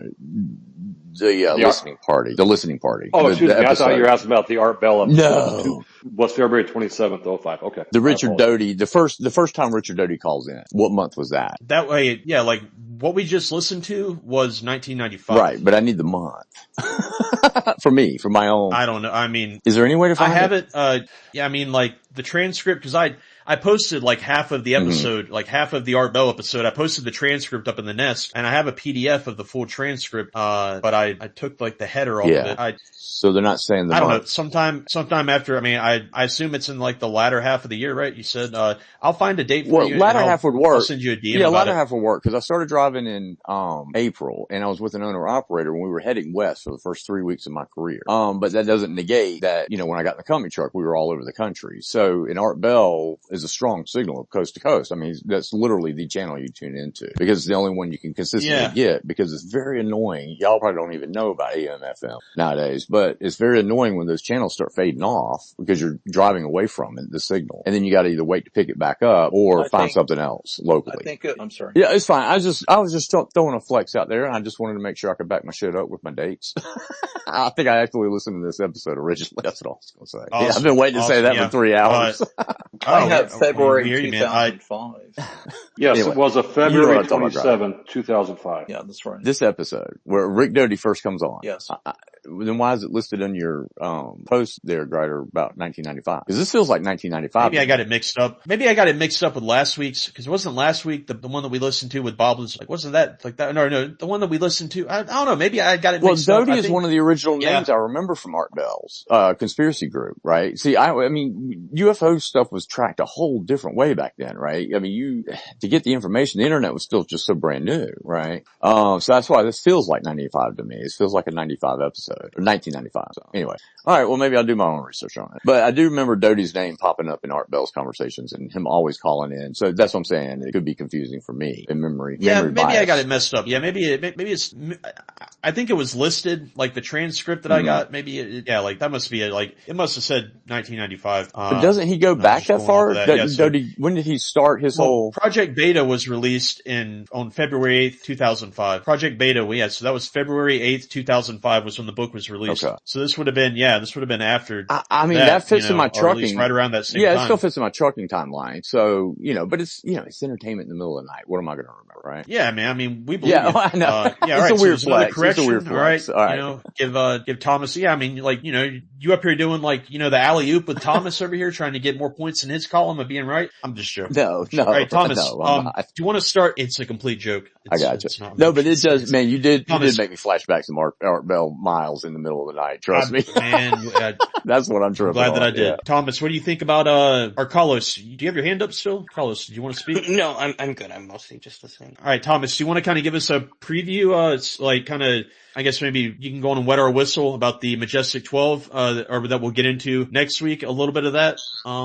Yeah. Well, the original set of MJ-12 documents were the Eisenhower briefing document, the Truman Forrestal memo, and the Cutler Twining memo. The Eisenhower briefing document has a lot of problems with it, and it almost certainly is not authentic. Now, that's not to say that it may not have some correct information in it. The Truman Forrestal memo has been accused of being a cut and paste job. Somebody taking a typewriter and then cutting and pasting Truman's signature on there. The Cutler Twining memo, it appeared mysteriously in a box at the National Archives that Bill Moore and Jamie Chandray found, and it's unsigned. And the writer of the memo was out of the country at the time that it was written. So they're all those documents are questionable. Where Rick Doty comes in is Rick Doty, and you went over this tonight, but Rick Doty was involved in showing Linda Howe the so-called Carter briefing document. And the Carter briefing document mentions MJ-12. Also, the Aquarius Telex mentions MJ-12, and it's, as the story goes, Richard Doty gave it to Bill Moore to pass on to Paul Bennewitz. So that's where those are the only two things that I know of that Richard Doty intersects with MJ-12. Cool. Then you have the second big set of MJ-12 documents came from Timothy Cooper in the 1990s, and there are a whole lot of them. There are a lot of MJ-12 documents, and there are all the ones worth seeing are on the Woods majesticdocuments.com website. So no one Stanton Friedman identified several of them as being fake. There were like memos or instructions, orders given to people.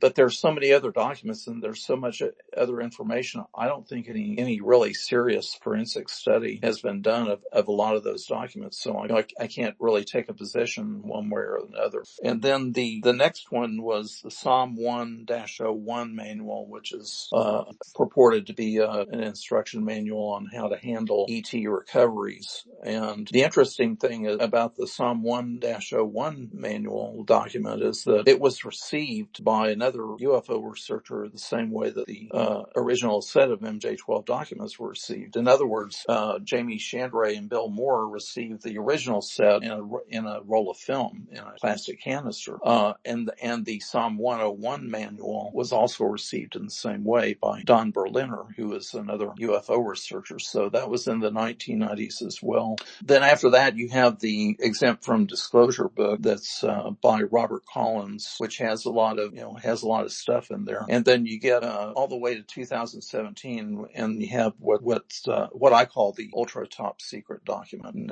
it appeared from Heather Wade, who I think knew Art Bell or worked with Art Bell or something, but Heather Wade was the one that put it out into the public. So that's the general summary. Now the latest set that has come from this Charles person, this guy that's in jail, I'm including that in the MJ-12 controversy because of the content of the document and the fact that Richard Doty is at least peripherally involved in that. Richard Doty claims that he checked with his contacts in the intelligence community and that this Charles person is on, I think, a couple of DoD databases as a recruit or an informant or something like that. So oh my God, what have I done? Yeah, so that's kind of a summary of most of the MJ-12 documents. Oh my gosh. Oh, I don't know. I don't know. I have to go ask my therapist about this. Oh my gosh. Mean Face, what do you think? Yeah. What should next week? I think it should. I don't know. Next week, what do you think? We should do? Yeah, I think MJ-12. I think that's definitely gonna be like a two-parter because there's a couple of books out there on that plus a documentary. I don't know. We should look for a podcast that we can do a listen to that's pretty well rounded, and then do this.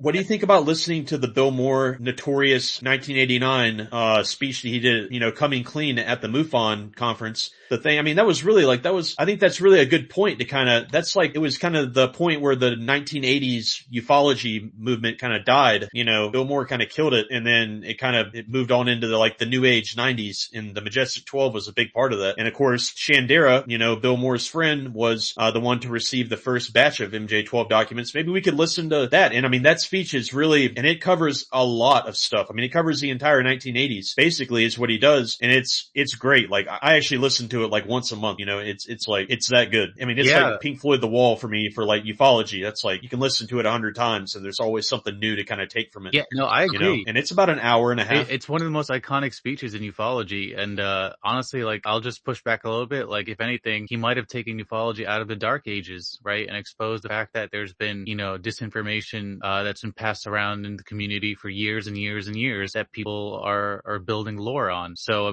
you can look at it both ways, but for me, that speech kind of highlights there's a loss of innocence there, and now you have to come to terms with the fact that you have both sides of the fence fucking with you, and the truth is a lot harder to find. But yeah, I'm down. I love that speech. It's a long speech though, so we'd have to break that up. But that would give us time for MJ-12 because MJ-12 is so dense. I like it, man. See, that's why you're my co-host, between you and Thomas, I'm always correct, you guys always, I'm saying, it's good, because I need some balancing, I need somebody to balance me. This is good. Mr. Pimble, what you got? And then I think we're going to close it out here pretty soon. So if anybody has any dying last, words, you can come up here and and say anything you want. It's, if you have any, burning desires to speak, please come up. Nope, I am good. You guys host a great space. I love the last one last Sunday, and I love this one. And Thomas Whitmore is just a fountain of knowledge, and it's much appreciated every time I get listened. So thank you. Yeah, I'll echo that. And I did do the research. Whoever said that 2005, that made sense. I found it, and that lines up with my timeline too. So yeah, I probably actually did listen to this show. Yeah, and Thomas, you're a really big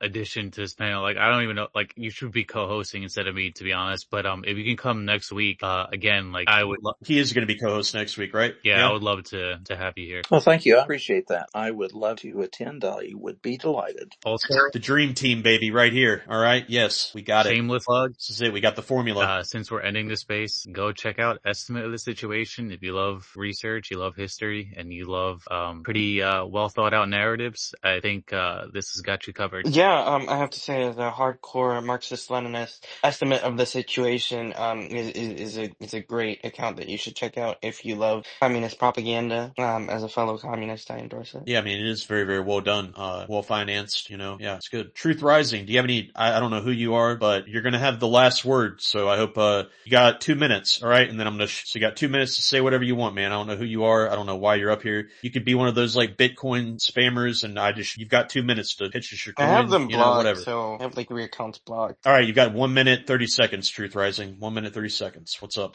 Okay. I work third-party contractor for Lockheed, and sometimes if I talk about the artificial sun... You've got 5 minutes, Truth. You got 5 minutes now, all right? I talked about the artificial sun one time, and a lot of people didn't like what I was saying because they really believe in it, but I'm a low-end technician. I work on optics. I'm not an engineer. I don't understand the programs. But from those that do understand the programs, they told me that the artificial sun that we made at Lawrence Livermore facility in Texas is it's only a weapon, and it will never produce a net gain of energy. The whole thing is a scam. So a lot of people really didn't like that because they believe in the project. But yeah, so we got a couple more of those projects coming online right now in other states, and China's a little bit ahead of us, but that's the next major weapon that we're going to see unleashed on the earth.